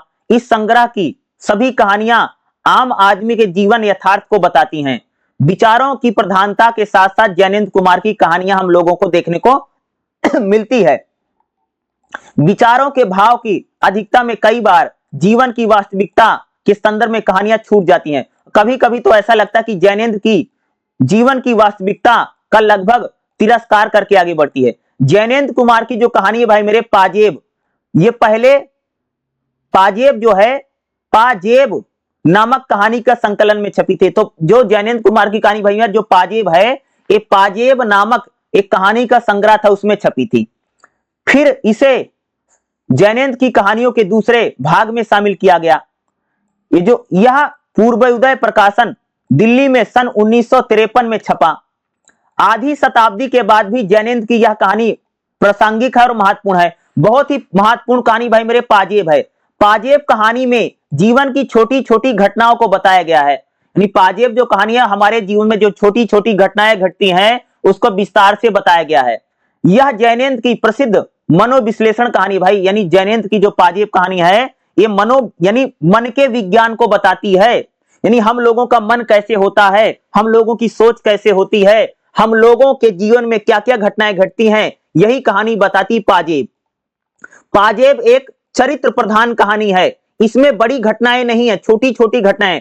घर में पाजेब का खो जाना, खोने की चोरी समझ लेना मामूली कई बार होता नहीं भाई आप लोगों ने कई बार अपने घरों में देखा होगा भाई, हमारे घर में अगर किसी का कंगन खो जाए, अंगूठी खो जाए तो आदमी को लगता है भैया मेरा चोरी हो गया है। देखा होगा ना, लोग पूरा घर खोजते रहते हैं। घर में कई पाजेब समझते हो, महिलाएं पहनती भाई मेरे पाजेब को। तो कई बार होता कि हमारे घरों में जैसे पाजेब खो जाती है, कोई कंगन खो जाता है, किसी का मंगलसूत्र खो जाता है, तो भाई मेरे हम लोग घर में ढूंढते हैं और खोने से चोरी समझ लेते। कई बार होता जैसे अगर किसी का कोई सामान खो जाता ना तो भैया उसको लगता है भाई किसी ने मेरा सामान चुरा लिया है। कई बार लगता है हमारे घरों में देखा होगा ना कि अगर घर में कुछ चोरी हो जाए बोले तुमने ये मेरा सामान उठाया होगा, ऐसे हम लोग आरोप लगाते हैं भाई, घरों में होता है। यह मध्यवर्गीय परिवार में होने वाली सामान्य घटना है। भाई आप लोग घरों में देखोगे ना कि कोई कुछ भी अगर खो जाएगा तो आपको यही लगेगा कि भाई मेरे कि इस चीज को किसी ने चुरा लिया है। अपने घरों में देखा होगा ना कि अगर घर में कोई चीज धरी अगर किसी को खो जाए ना बोलेगा तूने ही चुराया है, तुम बताओ तुम ही तो इसको लेकर गए होगे, तुम ही इसके आसपास घूमते रहते हो। इस प्रकार की हमारे घरों में खूब घटना होती है भाई मेरे। यह जो कहानी है बालक पात्रों के चरित्र चित्रण को बताती। भाई अगर किसी के घर में बच्चा ना कुछ भी खोएगा ना बोलेगा तुमने ही खोया है, तुम्हारे कारण से सारी चीजें मेरी खो गई हैं। हम लोग हमारे परिवार में भाई मेरे खूब लगाते एक दूसरे पर आरोप लगाते हैं कि तुम्हारे कारण से ही सारी मेरी चीज खो गई। ये बहुत ही मामूली घटना है भाई। हमारे घरों में किसी का रिमोट खो जाए, मोबाइल खो जाए, तो हर आदमी बोलेगा मेरा मोबाइल तुमने ही चुरा रखा है। तो बड़ी मामूली घटना, घरों में अगर कुछ भी खोता है तो हम लोग तुरंत फट से भैया दूसरे पर आरोप लगा देते हैं कि मेरी जो चीज है तुम्हारे वजह से खोई है। पाजेब कहानी हमको यही बताती है। जैनेन्द्र बाल मनोविज्ञान को बताते हैं कि बच्चों यानी हमारा जो मन है बच्चे की तरह होता है भाई। हमारी अगर कोई चीज खो जाती है ना, हम तुरंत दूसरे पर आरोप लगा देते, तुमने ही मेरी चीज चुराई है, तुमने ही मेरी चीज को कहीं ले जाकर के छुपा दिया है, तुम ही मेरे को परेशान करते। देखा होगा ना अपने घरों में, देखते हो ना कि भाई अगर हमारे घरों में कोई चीज खो जाती है तो दूसरा हर कोई यही शक करेगा, लगता है इसी ने मेरा सामान चुराया होगा। ये पाजेब कहानी हमको बताती है। पाजेब एक चरित्र प्रधान कहानी है। चरित्र प्रधान कहानी की सफलता के पात्रों के कुशल चित्रांकन है। पाजेब जो कहानी है कह सकते हो कि बहुत ही ज्यादा महत्वपूर्ण कहानी है। यह कहानी जो है ये हमारे जीवन में मानवीय संघर्षों को नहीं बल्कि छोटे छोटे द्वंद्वों को बताती पाजेब जो कहानी है। ठीक है, इस कहानी को अगर आप पढ़ोगे तो आपको ऐसे लगेगा ना कि भाई मेरे कि जैसे हमारे घरों में होता नहीं कि भाई कोई भी चीज रख दो खो जाती है तो आदमी को लगता है इसी ने मेरी चीज को चुरा लिया है। हमारे जीवन में जो उतार चढ़ाव होता है ये पाजेब कहानी हमको बताती है। कहा जा सकता है कि जैनेन्द्र की रुचि घटनाओं का वर्णन में नहीं है, यानी घटनाओं के मनोविज्ञान को बताते हैं। यानी जैनेन्द्र कुमार कहते हैं भाई मेरे कि हमारे घरों में अगर कोई घटना घटती है ना तो एक चीज जरूर होता है कि सबको लगता है किसी ने कहानी चुराई है। इस कहानी का मुख्य पात्र आशुतोष है। जो भाई मेरे पाजेब कहानी है, इस कहानी का जो मुख्य पात्र कौन है? आशुतोष नाम का लड़का है। आशुतोष जो लेखक का लड़का है, आशुतोष एक लेखक का लड़का है, बहुत ही भोला बालक है आशुतोष। उसकी बहन मुन्नी के लिए पायल आती है, वह बड़ा प्रसन्न होता है। यानी आशुतोष जो है वो क्या है, एक भोला लड़का है और आशुतोष की बहन मुन्नी के लिए घर में पायल आई है और आशुतोष देख करके खुश होता है। खुश प्रसन्नता के बावजूद वह बुआ से साइकिल लेने की जिद करता है। आशुतोष अपनी बुआ से कहता बुआ मुझे साइकिल चाहिए। मुन्नी की पाजेब ना मिलने पर सबका शक नौकर पर जाता है। भाई मुन्नी की जो पायल आई थी घर पे वो खो गई तो सबका शक नौकर पे जाता, भाई नौकर ने मुन्नी की पायल चुरा लिया है। बंसी के इनकार कर यानी बंसी जो उनका नौकर, बंसी के इनकार करने पर भी परिवार को शक है। परिवार का शक आशुतोष पर जाता है। सबको लगता है कि भाई मेरे जो पायल है वो आशुतोष ने चुरा ली है। कभी प्यार से, कभी दुलार से, कभी लालच से सभी लोग पाजेब चुराने की बात सबसे कबूल करवाई जाती है। आशुतोष को भैया मेरे कभी प्यार से, कभी दुलार से, कभी लालच दे करके यह बात कबूल करवाते कि भैया पायल उसने चुराई है। आशुतोष डर के कारण पायल चुराने की बात कबूल, आशुतोष जो छोटा सा बच्चा है वो डर जाता है और बाद में कह सकते हो पायल चुराने की बात को कबूल कर लेता है। लेकिन वह जानता है कि वह झूठ बोल रहा है, उसके पास पायल नहीं है। एक बार झूठ बोलने का नतीजा यह होता है कि अब उसे बार बार झूठ बोलना पड़ता है। माता पिता के द्वारा अनचाहे अपराध को छूने को शामिल कराया जाता है। पिटाई से बचने के लिए आशुतोष तांगे वाले के पास पाजेब बेचने की बात को मान लेता है। आशुतोष घर में बोलता है कि भैया जो पायल थी उसको मैंने पतंग वाले के पास जाकर के बेच दिया, बल्कि उसने चुराई नहीं है। कहानी के अंत में जब बुआ घर आती है तो पाजेब का खुलासा होता है। बुआ द्वारा केले और मिठाई की बात किए जाने पर आशुतोष को कोई खुशी नहीं होती है, बल्कि वह कोई प्रतिक्रिया नहीं देता है। इस प्रकार आशुतोष एक मासूम, सहज और सरल बालक है जो एक प्रकार से लबरेज पात्र है। आशुतोष जिसने पायल नहीं चुराई थी उसने स्वीकार कर लेता है और बार बार अपने माँ बाप से झूठ बोलता है। तो यह कहानी हमको बताती है कि कई बार भाई मेरे जो हम चीज चुराते नहीं है, अगर कोई हम पे आरोप लगाता है या हमको लालच देता, हम स्वीकार कर लेते हैं। तो यह एक बच्चे की कहानी बताई। भाई बच्चा ने पायल नहीं चुराई, लड़के ने पायल नहीं चुराई, फिर भी घर वाले उस पर दबाव बनाते, लालच देते, बाद में बेचारा मान ही लेता, हाँ भैया मैंने ही पायल चुराई है। हमारे घर परिवारों में भाई मेरे खूब होता है, अगर हमारी कोई चीज खो जाएगी ना तो हम तुरंत भाई मेरे दूसरे पर आरोप लगाते थे। जिस प्रकार से इस कहानी में आशुतोष पर आरोप लगा दिया गया कि भैया उसने अपनी बहन मुन्नी की पायल चुरा ली है, बाद में उसको डराया जाता, धमकाया जाता है और बाद में वो मान भी लेता, हाँ मैंने पायल चुराई है। तो बाद में पायल मांगते हैं, पायल उसके पास नहीं है, तो बोलता है कि भाई मैंने पायल पतंग वालों को बेच दी है। बाद में जब उसकी बुआ घर आती तो खुलासा होता है कि जो पायल है वो तो बुआ के पास है और बुआ मिठाई लेकर के आई थी, केले लेकर के, लेकिन आशुतोष को कोई खुशी नहीं होती आशुतोष को, क्योंकि उसको लगता कि मेरे ऊपर चोरी का आरोप लगा है, पायल तो भैया मेरे बुआ लेकर के चली गई थी। तो यह कहानी एक बच्चे के यानी बाल मन को बताती हुई कहानी भाई मेरे पाजेब है, क्योंकि ये पाजेब जो खो गई है, ठीक है, कहीं कहीं भाई पायल को पाजेब भी कहते हैं, या पाजेब कोई और चीज है, ये पहनने वाली चीज है जो खो गई है। और भाई मेरे बहुत इंपॉर्टेंट कहानी, इससे आपको एग्जाम में क्वेश्चन आएगा। भाई मेरे जैनेन्द्र कुमार की जो कहानी भाई मेरे पाजेब, इसकी हम विशेषताओं की बात करेंगे, इस कहानी की प्रमुख विशेषता क्या है। तो जैनेन्द्र कुमार की कहानी भाई, पाजेब कैसी कहानी, मनोवैज्ञानिक कहानी। पाजेब जैनेन्द्र कुमार की मनोवैज्ञानिक कहानी है, जिसके पात्रों की अंतरात्मा भावनात्मक है, स्त्री प्रधान, स्त्री का मन सूक्ष्म चित्रण है। इस कहानी में महिलाओं की असुरक्षा, आत्मसम्मान और भावनात्मकता, जो उसकी बहन है उसका पायल खो जाता तो असुरक्षा है, और यानी पायल कौन लेकर के चला गया, तो उसकी बुआ लेकर के चली गई थी।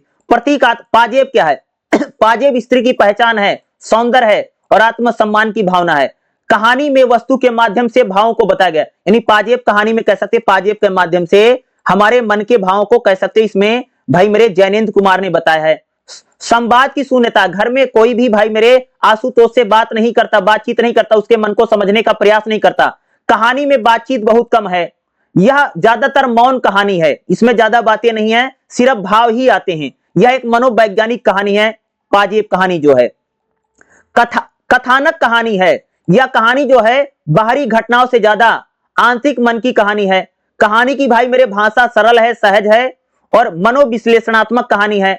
आधुनिक चेतना की कहानी भाई मेरे पाजेब, पाजेब जो कहानी है ये दाम्पत्य जीवन की जटिलता को बताती, कि माँ बाप अपने बच्चों से सही से बात नहीं करते हैं और उन पर भी भाई मेरे आरोप लगा देते कि भाई तुमने चुरा लिया है। यह संवेदनशीलता को उजागर करती है, भाई कोई भी आशुतोष के मन को नहीं समझता है। सभी लोग भाई मेरे आशुतोष पर चोरी का आरोप लगा देते हैं कि उसने अपनी बहन की पायल चुरा ली, बाद में बेचारा स्वीकार भी कर लेता, पायल बुआ लेकर चले गए। तो भाई मेरे पाजेब जो कहानी है जैनेन्द्र कुमार की, बहुत ही महत्वपूर्ण कहानी है और ये मनोवैज्ञानिक कहानी है। ये बताती है भाई मेरे कि हमारे घरों में अगर कोई भी चीज खो जाती है ना, तो हम लोग एक दूसरे पर ही आरोप लगाते, भाई तुमने चुरा लिया, तुमने चुरा लिया। खास तौर से हमारे घरों में यह चीज होती रहती है। तो पाजेब जो भाई मेरे बहुत ही ज्यादा महत्वपूर्ण कहानी है, इससे एग्जाम में आपको क्वेश्चन भी जरूर आएगा। ठीक मेरे अगला जो हमारा चैप्टर रहेगा, चैप्टर नंबर 9 क्या रहेगा, तीसरी कसम, फलीश्वर नाथ रेणु की एक कहानी है, ठीक है। और भाई मेरे तीसरी कसम से आपको एग्जाम में कहानी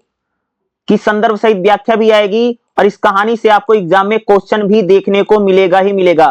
तो फलीश्वर नाथ रेणु की कहानी है भाई मेरे तीसरी कसम, बहुत ही ज्यादा महत्वपूर्ण कहानी है। चलिए हम लोग भाई मेरे इस कहानी को देखते, क्वेश्चन भी आएगा इससे और संदर्भ सहित व्याख्या भी आएगी, ठीक है मेरे।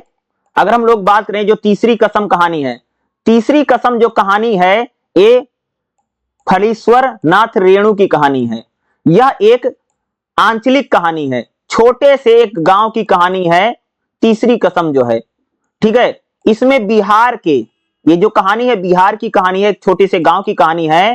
फारबिसगंज है, फारबिसगंज जो है उसके अंचल में रहने वाले हीरामन की एक प्रेम भावना की व्यक्ति की कहानी है। क्या कह सकते हो कि जो भाई मेरे तीसरी कसम जो कहानी है ये आंचलिक यानी एक गांव की कहानी है, जो कि बिहार का एक गांव है। क्या है, बिहार का एक गांव है भाई मेरे फारबिसगंज, वहां के एक रहने वाले हीरामन, नाम क्या भाई मेरे, हीरामन जो है उसके प्रेम भावना की कहानी है।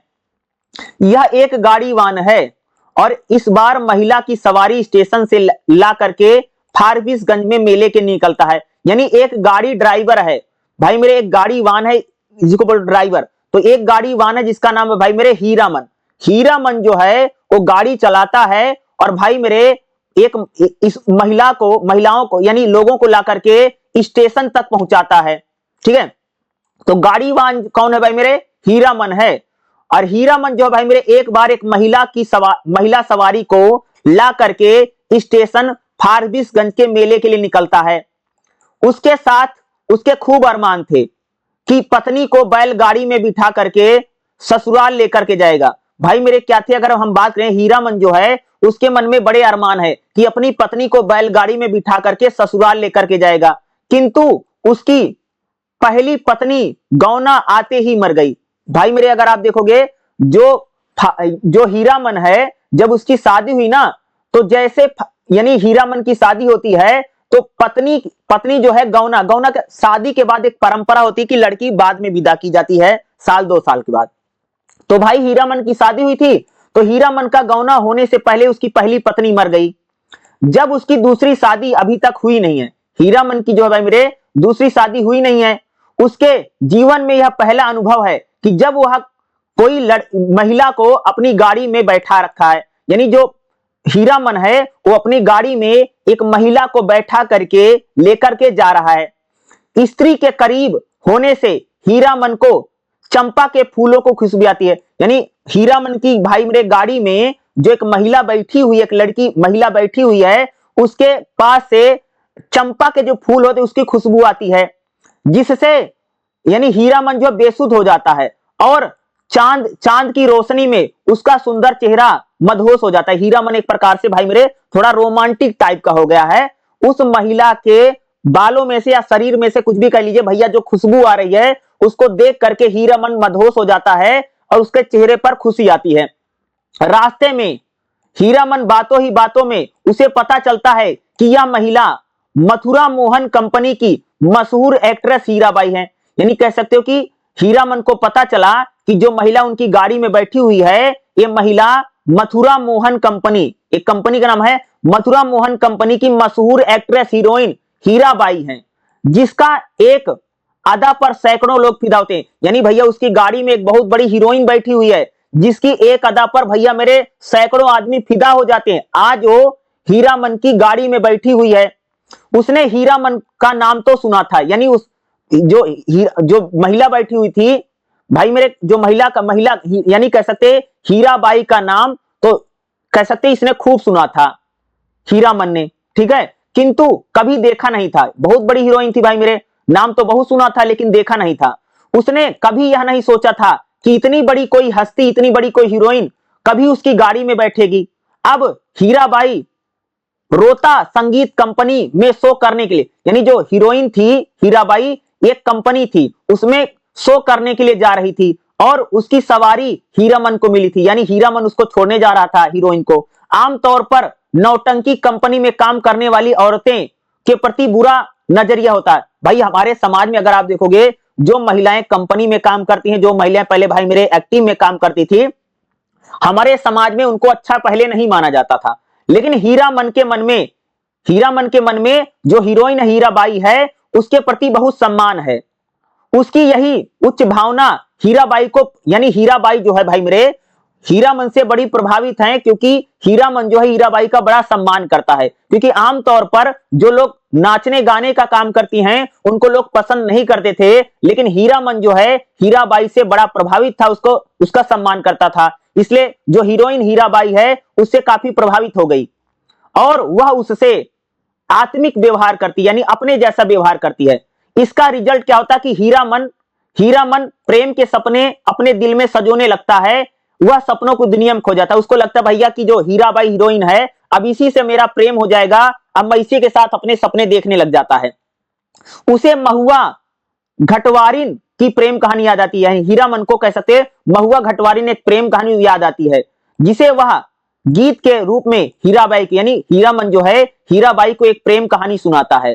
उसे महुआ घटवारिन की जगह हीराबाई दिखती है और उसके प्रेम में खुद को पाता है। यानी जो भाई मेरे हीरामन है वो हीरोइन हीराबाई को कहानी सुनाता, प्रेम कहानी सुनाता है और प्रेम कहानी में खुद भी खो जाता है। लेकिन उसके यह सपना बहुत जल्द टूट जाता, जमीन पर आ जाता है कि हीराबाई उसके जीवन से निकल जाती है और उसके अरमान अधूरे रह जाते हैं। अंततः हीरामन कसम खाता है कि अब वह आगे किसी कंपनी की औरत को अपनी गाड़ी में नहीं बैठाएगा। यानी हीराबाई भाई मेरे जब चली जाती है तो कसम खाता है कि भाई मेरे अब मैं किसी महिला को, कंपनी की महिला जो नाचने गाने, उसको अपनी गाड़ी में नहीं बैठाऊंगा। एक कसम खा लेता है क्योंकि उसका दिल टूट जाता है। उसको लगता है कि भाई मेरी जो हीराबाई जो हीरोइन है नाचने गाने वाली है, इसके साथ मैं प्रेम कर लूंगा, इसके साथ शादी हो जाएगी, उसके सपने देखने लग जाता है। बाद में वो जब महिला चली जाती है उसको लगता है कि भाई मेरा दिल टूट गया है, अब मैं अपनी गाड़ी में किसी को नहीं बैठाऊंगा।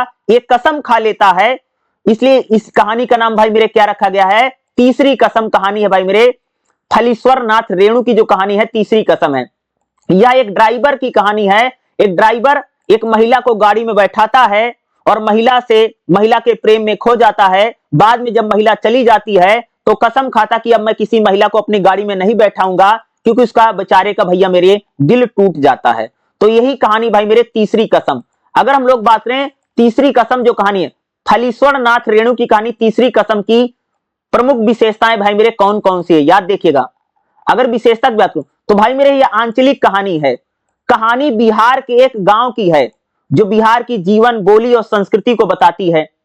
यह लोक जीवन की कहानी है। इस कहानी में मेला, नाच, तमाशा, बैलगाड़ी और गांव का वातावरण सब कुछ आता है।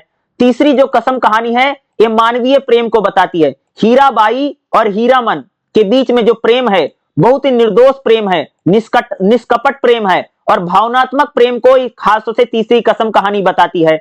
चरित्र चित्रण, हीरामन जो है बड़ा भोला, बड़ा ईमानदार, बहुत प्रेमी और बहुत भावुक व्यक्ति भाई मेरे। हीरामन जो है बहुत भोला है, बहुत ईमानदार व्यक्ति है, और बहुत ही कर्तव्यनिष्ठ व्यक्ति है, और प्रेमी टाइप का व्यक्ति है, जो हमेशा प्रेम के सपने देखता रहता है। हीराबाई कौन है? हीराबाई संवेदनशील महिला है, बहुत पीड़ित है, लेकिन आत्मसम्मानी महिला है। यह कहानी जो तीसरी कसम जो कहानी है, सामाजिक सच्चाई को बताती है। यह कहानी हमको बताती है कि जो नाचने गाने वाली महिलाएं होती हैं, उनको समाज अच्छी नजर से नहीं देखता है। नाचने गाली वाली महिलाओं का हमेशा शोषण होता है, ये भी बताती है। यह कहानी भाई मेरे गांव की कहानी है। इसमें ग्रामीण अंचल के शब्द हैं। यह बीच में संवादात्मक कहानी है। और इसका जो शीर्षक है तीसरी कसम, ये भैया बिल्कुल सार्थक है। जब भाई मेरे हीरामन कसम खा लेता कि अब वो किसी को भी अपनी गाड़ी में नहीं बैठाएगा, इसलिए इस कहानी का जो शीर्षक है पूरी तरीके से सटीक है। तो भाई मेरे जो तीसरी कसम कहानी है, बहुत इंपॉर्टेंट कहानी, इससे आपको एग्जाम में क्वेश्चन 100% आएगा। है निश्चल प्रेम को एक कहानी बताती है। गांव की कहानी है, लोक संस्कृति की और मानवीय संवेदना की कहानी भाई मेरे ये बताती है। जिस प्रकार से हीरामन भाई मेरे कसम खा लेता कि अब वो अपनी गाड़ी में किसी महिला को नहीं बैठाएगा, इसलिए इस कहानी का नाम क्या रखा गया भाई मेरे? तीसरी कसम रखा गया, यानी उसने कसम खा ली है। ठीक है, चलिए अगला चैप्टर देखते हैं। अगला जो हमारा चैप्टर रहेगा भाई मेरे, चैप्टर नंबर 10वां क्या रहेगा? अगली जो हमारी कहानी है भाई मेरे, मीस पाल, मोहन राकेश की कहानी है। और इस कहानी से आपको एग्जाम में संदर्भ सहित व्याख्या, साथ में आपको इस कहानी से क्वेश्चन भी जरूर पूछे जा सकते हैं। तो मीस पाल जो है मोहन राकेश की बहुत ही ज्यादा महत्वपूर्ण कहानी है, और इस कहानी से भी आपको एग्जाम में क्वेश्चन 100% देखने को मिलेगा ही मिलेगा। जो आपकी कहानी है ये मीस पाल, अगर हम कहानी की बात करेंगे तो बहुत ही ज्यादा कह सकता हूं कि महत्वपूर्ण कहानी है। मीस पाल जो कहानी है, याद रखिएगा। ठीक है, यह मोहन राकेश की कहानी है। ठीक है, मोहन राकेश की जो कहानी है ये मीस पाल है। ठीक है, और इससे कह सकता हूं कि एग्जाम में आपको क्वेश्चन भी जरूर पूछे। जो कहानी है, जो मीस पाल कहानी है, अगर हम इसकी बात करेंगे तो कहानी मोहन राकेश की, जैसे मैंने पहले बताया, यह कहानी भाई मेरे जो महानगरीय, महानगर मतलब भाई शहर, जो हमारा शहरी जीवन होता है, शहरी जीवन में क्या समस्याएं होती हैं, ये कहानी मीस पाल की कहानी हमको बताती है। भाई शहरों में जो लोग शहरों में रहते हैं, उनके साथ क्या समस्या है? भाई जो लोग शहर में रहते हैं ना, उनके जीवन में घुटन है, उनके जीवन में अकेलापन है। शहर के लोग भाई मेरे नौकरी करते हैं, कितना संघर्षपूर्ण जीवन जीते हैं। जो लोग शहरों में रहते हैं, उनके जीवन में क्या समस्याएं हैं, यही समस्याओं को कौन बताता है? मीस पाल कहानी बताती है। यह कहानी जो है एक अविवाहित नौकरी पेशा महिला की कहानी है। यानी कह सकते हैं जो मीस पाल कहानी है, यह जो कहानी है एक महिला है जिसकी भैया शादी नहीं हुई है, और वह नौकरी करती है। क्या है?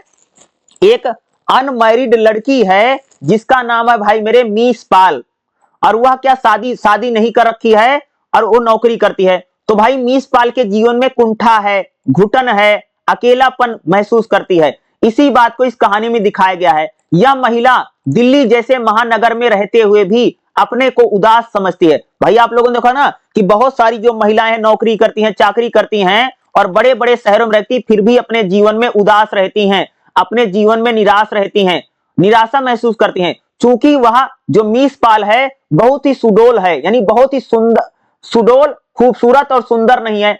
अगर हम बात करें जो मीस पाल है, ये तो ना तो सुंदर है ना तो खूबसूरत है, ऐसा मीस पाल को लगता है। वह अपने मोटापेपन को छुपाने की कोशिश करती है। यानी जो मीस पाल है वो हमेशा क्या करती है भाई मेरे, थोड़ी मोटी महिला है, तो अपने मोटापे को हमेशा क्या करती है? छुपाने की कोशिश करती जो मीस पाल है, और अपने यानी श्रृंगार बहुत करती है। मीस पाल जो है ज्यादातर पैसा जो है ना सजने धजने पर खर्च कर देती है। इसके बावजूद इसके दफ्तर में उसके जो सहयोगी हैं, यानी जो जिस दफ्तर में जाती है उसके साथ जो काम करने वाले लोग हैं, उनके उसके ताने सुनने पड़ते हैं। परिणाम स्वरूप उसका मन दफ्तर के प्रति नकारात्मक है। मीस पाल जहां नौकरी करती है, दफ्तर के लोग उसको ताना मारते हैं, यानी मीस पाल जो महिला है उसका मन दफ्तर में जो लोग काम करते हैं उसके प्रति नकारात्मक निगेटिव बन जाता है। वह दफ्तर में किसी व्यक्ति को बात करने का लायक नहीं समझती। मीस पाल को लगता है कि मेरे दफ्तर में जितने लोग काम करते हैं वो मेरे से बात करने लायक नहीं, क्योंकि उसका मजाक उड़ाते हैं। उसकी दफ्तर में केवल एक व्यक्ति से बनती है, वह मिस्टर रणजीत है। यानी मीस पाल की अपने दफ्तर में एक व्यक्ति से बनती है जिसका नाम भैया मिस्टर रणजीत है। वह जानती है कि दफ्तर के आदमी उसके और रणजीत के रिश्ते में गंदे कमेंट करते हैं। यानी मीस पाल को लगता है कि भाई मैं रणजीत से बात करती हूं तो दफ्तर के लोग मेरे और रणजीत के बारे में गंदा गंदा सोचते हैं। भाई एक प्रकार से दोनों में प्रेम संबंध है, इस प्रकार की बातें तो भाई हर जगह होती हैं। तो मीस पाल यह जानती है कि मैं रणजीत से बात करती हूं तो मेरे दफ्तर में सभी लोग मेरे और रणजीत के रिश्ते के बारे में गलत बातें करते हैं, गंदा कमेंट करते हैं। इन सभी से तंग आकर के एक दिन अचानक दिल्ली की नौकरी छोड़ करके रायसीना नामक छोटे से गांव में आकर के मीस पाल भाई मेरे शहरी जीवन से परेशान होकर के अपनी नौकरी छोड़ करके छोटे से गांव में आकर के रहने लग जाती है। जिस समय मीस पाल दिल्ली की नौकरी छोड़ करके चली गई उस समय रणजीत भी दिल्ली में नहीं था। यानी भाई मेरे जिस समय मीस पाल नौकरी छोड़ करके अपने गांव जा रही थी उस समय भाई मेरे रणजीत दिल्ली में नहीं था, वह लंबी छुट्टी पर बाहर गया था। वह जब दफ्तर लौट करके आया तो पता चला मीस पाल नौकरी छोड़ करके चली गई है। जो जिससे बात करता था मीस पाल से रणजीत भाई मेरे दिल्ली में नहीं था, तभी मीस पाल नौकरी छोड़ करके दिल्ली छोड़ करके चली गई। और जब रणजीत आया तो भाई पता चला कि मीस पाल नौकरी छोड़ करके चली गई है। एक बार रणजीत कुल्लू मनाली घूमने जाता है। क्या रणजीत जो है एक बार भाई क्या करता है, कुल्लू मनाली घूमने जाता है। जिस दिन वह बस से उतर रहा था, एक दिन जब वह कुल्लू मनाली जाता है, एक दिन बस से उतर रहा था तो उसे मीस पाल रायसेन डाक खाने में पोस्ट मास्टर से बातें, यानी एक दिन भाई मेरे जो रणजीत है एक दिन भाई मेरे कुल्लू मनाली गया तो उसने देखा कि मीस पाल जो है डाक खाने में बात कर रही है। कुल्लू मनाली में उसको मीस पाल दिखाई देती है, दोनों की मुलाकात होती है, लेकिन रणजीत की बस चल देती है। दोनों के बीच ज्यादा बातचीत भाई, यानी मीस पाल दिखती है और भाई मेरे जो रणजीत है बस में था, दोनों में बातचीत ज्यादा नहीं हो पाती है। रणजीत को पछतावा होता है कि वह दूसरी बस पकड़ के मीस पाल से वापस मिलने आता। एक लड़का उसे मीस पाल के घर तक पहुंचाता है। वहां जाकर के रणजीत देखता है कि उसके कमरे में सारा सामान बिखरा पड़ा है। भाई रणजीत भाई मेरे बस पकड़ के मीस पाल के घर जाता है और देखता कि मीस पाल के कमरे में सारा सामान अस्त व्यस्त पड़ा है, जैसे कि दिल्ली में पड़ा रहता था। वह यहाँ पर वेशभूषा का भी ध्यान रखती, यानी मीस पाल अब यहाँ पर वेशभूषा सस्ती धस्ती ज्यादा नहीं है और अपनी पेंटिंग के शौक को भी भूल गई। मीस पाल अब पेंटिंग वेंटिंग नहीं करती है। उसे बातों बातों में पता चला कि मीस पाल का जीवन बचपन से ही अकेले, मीस पाल का जो जीवन है भाई शुरू से ही अकेले में बीता है। मीस पाल अकेले में पूरा जीवन व्यतीत किया है। वह 15 साल की आयु में घर छोड़ करके नौकरी की तलाश में दिल्ली चली गई थी और अब फिर दिल्ली छोड़ करके अपने गांव चली आई है। लेकिन उसके जीवन में जो अकेलापन है वो हमेशा रहा, उसके जीवन में कभी खुशी नहीं आती है। इस तरह इस कहानी में मीस पाल जो है इतना व्यस्त शहर में अकेलेपन को बताती है। अंत में कहानी में मीस पाल अपने अकेलेपन से भरे हुए जीवन को स्वीकार करते हुए दिखाई देती है। यह कहानी हमको बताती कि भाई मेरे जो बड़े बड़े शहर होते हैं, जो बड़े बड़े महानगर होते हैं, उसमें लोगों के जीवन में अकेलेपन की बड़ी समस्या है। इसे कहानीकार राकेश मोहन ने बड़ी अच्छी तरीके से अभिव्यक्त किया है। तो भाई कहानीकार राकेश मोहन बताते हैं कि भाई मेरे बड़े बड़े शहरों में जो लोग हैं ना अकेलेपन में रहते हैं, उनसे कोई बात करने वाला नहीं है, वो अपनी मन की बात किसी से कह नहीं पाते हैं। उनके जीवन में जो अकेलापन है उनको खाया जाता है। ये कौन बताता है? इस बात को कहानीकार राकेश मोहन बताते हैं कि भाई शहरों में जो जीवन हमको दिखाई देता है बहुत शान शौकत का है, बहुत भाग दौड़ भरा जीवन है, वो लोग अपने जीवन में बहुत अकेले हैं, वो सभी लोग अपने जीवन में अकेलापन महसूस कर रहे हैं। एक कहानी भाई मेरे मीस पाल की कहानी हमको बताती है। तो देखिएगा भाई मेरे, अगर हम लोग बात करेंगे राकेश मोहन की कहानी मीस पाल की विशेषता देखते हैं, इसकी क्या क्या भाई विशेषता है, क्योंकि ये थोड़ा इंपॉर्टेंट हो सकता है, पूछा जा सकता है। तो मीस पाल की देखिएगा, मीस पाल जो कहानी है शहरी जीवन का बताती है। भाई किस प्रकार से हमारे शहरों में जो लोग रहते हैं, पढ़े लिखे होते हैं, लेकिन अपना जीवन एकांत में जी रहे हैं, ये बताती है।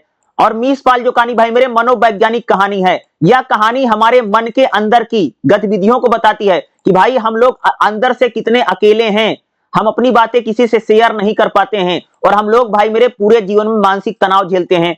स्त्री चेतना की कहानी है मीस पाल जो कहानी है। इसमें जो मीस पाल महिला है ये आधुनिक है, आत्मनिर्भर है, लेकिन इसके जीवन में भावनात्मक आवश्यकताएं बहुत ज्यादा है। वह किसी से अपनी बात को शेयर नहीं कर सकती है, उसके मन में क्या चल रहा है वह अपने दुख को किसी से साझा नहीं कर सकती है। यह कहानी हमको मीस पाल बताती है।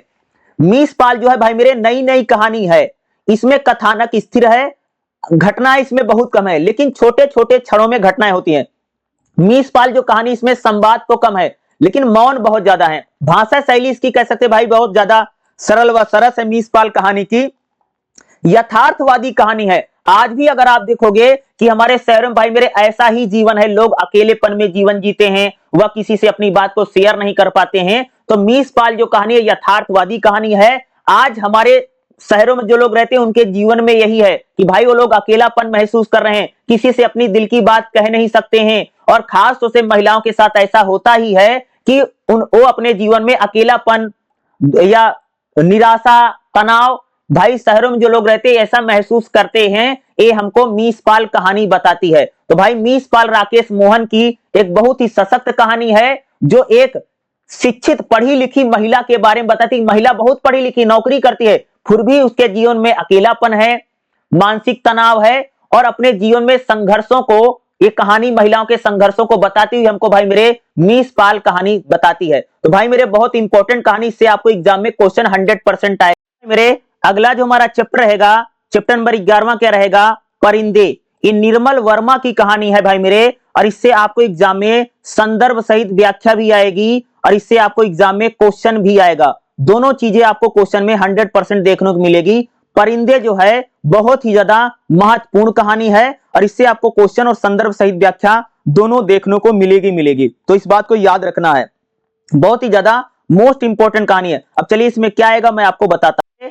अगर मैं बात करूं जो परिंदे, खास से आपकी जो कहानी है ना परिंदे, देखिएगा आधुनिक समाज में समाज की अपेक्षित व्यक्ति निजी के जीवन सुख दुख को महत्व मिलने लगता है। देखोगे कई बार होता भाई मेरे समाज में जो हमको हमारे निजी जीवन का जो सुख दुख है उसका महत्व बहुत मिलता है। निर्मल वर्मा की कहानी जो परिंदे है, ये आधुनिक युग में व्यक्ति के जीवन की त्रासदी को बताती है। भाई हमारे जीवन में क्या समस्या है, आज का जो आधुनिक जीवन है, जो मॉडर्न लाइफ है, उसमें हमारे जीवन में क्या समस्या है, इन समस्याओं को कौन बताता है, परिंदे कहानी बताती है। वस्तुतः कहानी में कुमाऊं के कॉन्वेंट स्कूल में एक शिक्षिका लतिका है। भाई क्या है कि इस कहानी की अगर बात करूं, जो परिंदे कहानी है, कुमाऊं एक जगह है, यह कह सकते कि उत्तराखंड में भाई, या कह लीजिए एक कह सकते भाई पहाड़ी इलाका है, पहाड़ी राज्य है कुमाऊं में एक कॉन्वेंट यानी कह सकते प्राइवेट स्कूल। भैया कुमाऊं के कॉन्वेंट स्कूल में एक शिक्षिका, एक टीचर है जिसका नाम है लतिका, जो हॉस्टल की वार्डन है। हॉस्टल में भैया, हॉस्टल की वार्डन कौन है, ये लतिका है। उसके जीवन की आंतरिक पीड़ा का, यानी जो यानी हॉस्टल की जो वार्डन है लतिका है, उसके जीवन में क्या समस्याएं हैं, उसके जीवन में क्या दर्द है, उसकी कहानी, उसी का मार्मिक चित्रण इस कहानी में। कहानी की नायिका और कहानी यानी कहानी की जो नायिका है उसका नाम भाई लतिका, जो हॉस्टल की वार्डन है, पूरी कहानी उसी के इर्द गिर्द घूमती है। पूरी कहानी में उसके जीवन में भाई लतिका के जीवन में भी भाई निराशा है, लतिका भी अपने जीवन से बहुत निराश है, बहुत उदास है, और अकेलेपन में पड़ी हुई है। यानी ये जो कहानी है, अगर परिंदे कहानी की बात करूं तो इसमें जो शिक्षिका है लतिका, वह भी अपने जीवन में उदास है, निराश है और अकेलेपन का दिखाया गया। भले ही वह स्कूल और हॉस्टल में लड़कियों के बीच रहती। भाई लतिका जो है 24 घंटे स्कूल में लड़कियों के साथ, हॉस्टल में लड़कियों के बीच रहती है, लेकिन उसके जीवन में जो दुख है, दर्द है, जो अकेलापन है, वो कम नहीं हो रहा है। लतिका पढ़ाती है, हॉस्टल की वार्डन है, आसपास उसके लड़कियां भरी पड़ी हैं, लोग बहुत हैं, लेकिन उसके जीवन में पीड़ा यही है कि उसके जीवन में बहुत दुख है। अकेलेपन का शिकार कौन है भाई? लतिका है। सर्दी की छुट्टियों में सभी लड़कियां हॉस्टल छोड़ करके अपने घर चली जाती हैं। भाई आप सबको पता कि जो हॉस्टल होता है, जो स्कूल हॉस्टल होता है, वहां पर क्या होता है भाई? गर्मी की छुट्टियों में सभी लड़कियां अपने घर चली जाती हैं। तो जो लतिका है वो हॉस्टल में अकेली पड़ जाती है। वह छुट्टियों में कहीं नहीं जाती है, और यही यानी लतिका जो है वो, सारी लड़कियां तो भाई हॉस्टल की गर्मी की छुट्टियों में अपने घर चली गई, लेकिन जो लतिका है वो कहीं नहीं जाती है, वह हॉस्टल में ही रहती है गर्मी की पूरी छुट्टियों में। उसे हमेशा अकेलापन सताता रहता है। यानी लतिका जो हॉस्टल की वार्डन है, उसको हमेशा जीवन में अकेलापन यानी लोनली फील कर रही भाई लतिका जो है। उसके सभी शिक्षक साथी उसके अकेलेपन को दूर कराने की कोशिश करते हैं। भाई उसके साथ जो पढ़ाने वाले जो उसके साथी शिक्षक हैं, उसके अकेलेपन को दूर कराने की कोशिश करते हैं, किंतु लतिका के जीवन में जो अकेलापन है उससे उसको मुक्ति नहीं मिलती है। वह अपने गुजरे हुए जीवन को याद करके दुखी होती है और बहुत ज्यादा व्यथित होती है। लतिका के जीवन में समस्या जीवन की कथा बन गई है। वह अपने वर्तमान और अतीत से बाहर नहीं, यानी लतिका जो है अपने वर्तमान और अतीत में फंसी हुई है और जीवन में अकेलापन महसूस कर रही है। किसी के लौटने की इंतजार में लतिका जो भाई मेरे किसी के लौटने का इंतजार कर रही है, उसी के लौटने के इंतजार में वह उदास है। उदास होकर के अपने दिन काटती है। प्रेम की अप्राप्ति है, यानी लतिका को अपने जीवन में प्रेम नहीं मिला है, और लतिका को भाई मेरे प्रेम ना मिलने के कारण कह सकते हैं कि अपने जीवन में वह हीनता, कुंठा और शिकार हो चुकी, अकेलेपन का शिकार है, परेशान हो चुकी अपने जीवन से, क्योंकि वह प्रेम में किसी का इंतजार कर रही है। जिस तरह लतिका अपने जीवन में अकेलापन महसूस करती है, खालीपन महसूस करती है, उसी प्रकार से कह सकते हैं आज हम लोग जो हैं अपने जीवन में अकेलापन और खालीपन महसूस करते हुए दिखाई देते हैं। लतिका जो है अपने प्रेमी की याद में उसका इंतजार करती है, इसलिए वह अपने जीवन में अकेलापन और उदासी को महसूस कर रही है। आज भी अगर आप लोग देखोगे, जो लोग शहरों में रहते हैं, जो लोग महानगरों में रहते हैं, वो अकेलेपन का समस्या का शिकार होते हैं। इस तरह कहानी जो है वो भाव बोध को सटीक अभिव्यक्ति करती कि लतिका जो है भाई मेरे हॉस्टल की वार्डन है, एक टीचर है, लेकिन अपने जीवन में उदास है, अकेलेपन का शिकार है और अपने जीवन में अंदर से बहुत ज्यादा कमी महसूस करती है। तो भाई ये कहानी जो है परिंदे कहानी है, और परिंदे कहानी को लेकर के कह सकता हूं कि निर्मल वर्मा की कहानी है। इससे आपको एग्जाम में क्वेश्चन 100% आएगा, और साथ में इससे कह सकता हूं कि आपको एग्जाम में संदर्भ सहित व्याख्या भी आ सकती है, और इससे क्वेश्चन आएगा। ठीक है, मेरा अगर बात करूं तो निर्मल वर्मा की कहानी जो परिंदे है, इसकी अगर हम विशेषताओं की बात करें, क्योंकि इसके जो विशेषताएं थोड़ी इंपॉर्टेंट है, क्योंकि एग्जाम में आपको जरूर लिखेगा। अगर मैं परिंदे कहानी की विशेषताओं की बात करूं तो अकेलेपन की कहानी है। खास तौर से अगर आप देखोगे तो भाई मेरे जो परिंदे कहानी है ये अकेलेपन की कहानी है। जिस प्रकार से लतिका जो है अपने जीवन में अकेली हो गई है, दिन भर लड़कियों के बीच में रहती है, लेकिन प्रेम में इंतजार करते करते अकेलेपन और जीवन को ऐसा लगता है जैसे उसका जीवन रुक गया है। विस्थापन की पीड़ा है। लतिका भाई मेरे विदेश में रह करके पात्रों के माध्यम से बताई गई है किस प्रकार से लतिका जो है भाई मेरे एक आकर के कॉन्वेंट स्कूल में पढ़ाती है, गर्मी की छुट्टियों में अपने घर नहीं जाती है, बल्कि वहीं रहती है और अकेलापन है। तो जिस प्रकार से लतिका अपने जीवन में अकेलापन और विस्थापन की पीड़ा को सह रही है अपने प्रेमी की याद में और किसी का इंतजार करते हुए। प्रतीक है परिंदे जो शब्द है, परिंदे का मतलब भटकाव। लतिका के जीवन में जो भटकाव है, जो अस्थिरता है, वही परिंदे कहानी का शीर्षक है। यह कहानी पूरी तरीके से प्रतीकों और संकेतों के माध्यम से हमको बताती है लतिका के माध्यम से। कथानक की शिथिलता है। इस कहानी में जो घटना है, घटनाक्रम नहीं है, कहानी में सिर्फ मन की स्थिति है और इसको हम सिर्फ महसूस कर सकते हैं, जो नई कहानी में उभरती हुई विशेषता है। अगर मैं कारूं भाई भाई जो परिंदे कहानी है, यह एक मनोवैज्ञानिक कहानी है जो बताती कि लतिका के अंदर अंतर मन में क्या चलता रहता है। वो अपनी भावना में उलझी हुई है, अकेलापन महसूस कर रही है और खुद को अकेला पाती है। वो किसी से अपने दिल की बातें भाई मेरे लतिका नहीं कह पा रही है। तो एक मनोवैज्ञानिक कहानी है। अगर बात करें भाषा शैली की, तो परिंदे कहानी की जो भाषा है बहुत सरल है, काव्यात्मक भाषा है, भावनात्मक है, संकेत और मौन का प्रयोग किया गया। आधुनिक संवेदना, यह कहानी जो है आज का जो पढ़ा लिखा वर्ग है उसके संबंध कैसे टूटते, भाई हम लोग बहुत पढ़े लिखे, देखते नहीं आजकल भाई रिश्ते कागज की तरह टूट रहे हैं, टूट जाते हैं। आज व्यक्ति जो संवेदनहीन हो चुका है, आज किसी में दया प्रेम जो है खत्म हो चुका है, और आज जो लोग हैं उनमें मानसिक पीड़ा के शिकार हैं, लोग अकेलापन महसूस कर रहे हैं। यही हमको परिंदे जो कहानी है भाई मेरे बताती है। परिंदे कहानी जो है निर्मल वर्मा की बहुत ज्यादा महत्वपूर्ण कहानी है, जो हमको अकेलेपन को बताती है, विस्थापन को बताती है, और महिला प्रधान कहानी है। लतिका के माध्यम से इस कहानी में बताया गया है कि महिलाएं किस प्रकार से अकेली होती हैं, खुद को अकेला महसूस करती हैं, उनका दुख और दर्द जो है कोई सुनने वाला नहीं है। तो खास तौर से ये अकेलेपन और पीड़ा को कहानी कौन बताती भाई मेरे, परिंदे कहानी बताती है। जितनी मैं कहानियां करवा रहा हूं ये सारी कहानियों को करके जरूर जाइएगा, ये आपको एग्जाम में भाई मेरे 100% पूछी जाएगी। जितनी मैं बता रहा हूं एग्जाम में आएंगी ही आएंगी।